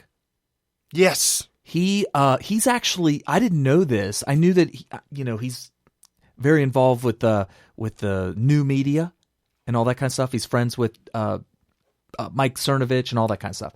Paul Joseph Watson. He's Prison Planet. Okay, he's friends with him. He's friends with all those guys, right? He's really entrenched with all that. What I didn't know was that he's also in the, possibly inner circle of the Trump organization. Really? Yeah, he's like in with those guys. Oh, wow. So the question became, what is he doing? Who is he letting in? Who's setting up his cabinet and all that? Oh, right. Jack came out and said, this is from the inside, from the very top. Breaking news, folks. Breaking news. If you were not with Trump from the very beginning, you are not in. Are you for real? Yeah, he did. Jack said that. Dude, I just got goosebumps. Yeah, he flat out. I could even find the exact tweet. It made me nervous this week when Rush reported on Trump and some of the niceties that Trump was doing, because the president-elect visits the White House and the current sitting president, handshake, niceties. Trump made the comment that Melania got along very well with Michelle and liked Michelle very much. And then Obama was supposed to do the ceremonial picture taking of the two families. Yeah, Obama refused. He canceled the photographer. He's such a despicable disgrace to the office. He really is. So here's Jack Prosobic's tweet. He actually tweeted this November 12th, 2016 at 2:37. If you want to look it up yourself. Trump source, quote, if you weren't in Trump world before, there's no effing way you're getting in now. You know, it's refreshing to know. Like I said, Rush said that, I'm getting nervous. Is Trump turning? And it made me mad. 1 minute later, Jack Prosobic tweets, Trump source, quote, if you were openly criticizing President Trump, you are persona non grata now. There you go. So that's all you got to hear. And Jack has, he's probably not personally in the inner circle. He has a source that's in the inner circle. And you've got to trust that everything that Trump has been in the past, in his entire life, 70 years of life, everything that he has been, he will continue to be, because you don't get to be 70 years old and unless you are a current turncoat at all costs. Like Hillary is a shill and a sellout at all costs, so she will continue to be that. Trump has never been that sellout. So real quick, Paul Joseph Watson had an incredible rant. Is that the one? I just want to play just a couple minutes of it. It's not the whole thing. I love this one. Is it the one that I sent you? Oh, I love this. It is the greatest rant on the internet. This is at Prison Planet, if you're on Twitter, Paul Joseph Watson. After weeks of taunting Trump supporters over Trump's suggestion that he might not immediately accept the election result, Hillary voters came together, preached a message of unity, and graciously accepted Donald Trump's victory. Oh no, they actually rioted, attacked people in the street, and threatened to kill Donald Trump and his supporters. He refused to say that he would respect the results of this election. Now, make no mistake, by doing that, he is threatening our democracy. And the peaceful transition of power is one of the things that sets us apart. It's how we hold our country together, no matter who's in charge. All year, they preached the mantra, love Trump's hate. All year, they denounced us as being hateful and intolerant. And what's the first thing they do after the election? Engage in rampant hateful intolerance. This tolerant liberal called for people to die to prevent Trump from taking office. We can't just do rallies. We have to fight back. There will be casualties on both sides.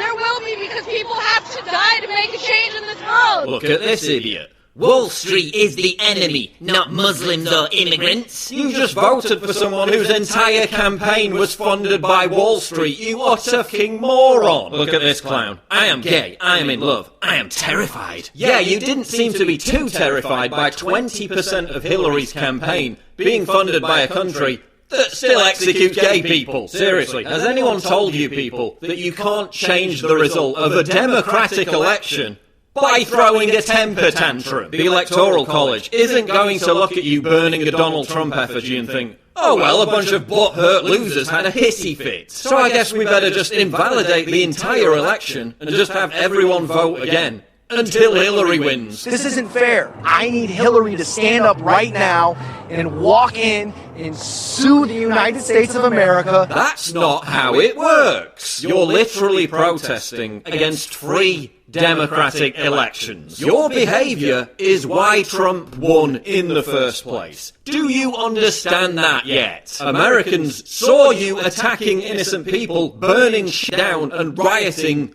all year, and they responded by voting against what you represent. Also, you're carrying Mexican flags while chanting, "Trump is not my president." You know that this is America, right? Do you know what country you're actually in?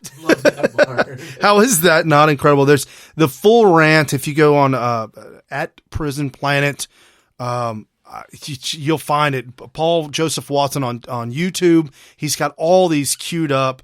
It just incredible. You got to follow the guy. He's obviously, you just heard it right there. Epic rants. Ronald Reagan, they did somebody was circulating sound bites of him and all the rioters during his time, just telling them to shut up and sit down. What an absolute incredible leader. Trump will be the same way. Folks, you got to keep your eyes open, because for the next 4 years, we are going to be in this epic battle to continue to preserve our way of life and continue to destroy the mainstream media. And now this new media that you see coming out on the internet, that's where everybody's coming with it. And that's it, folks.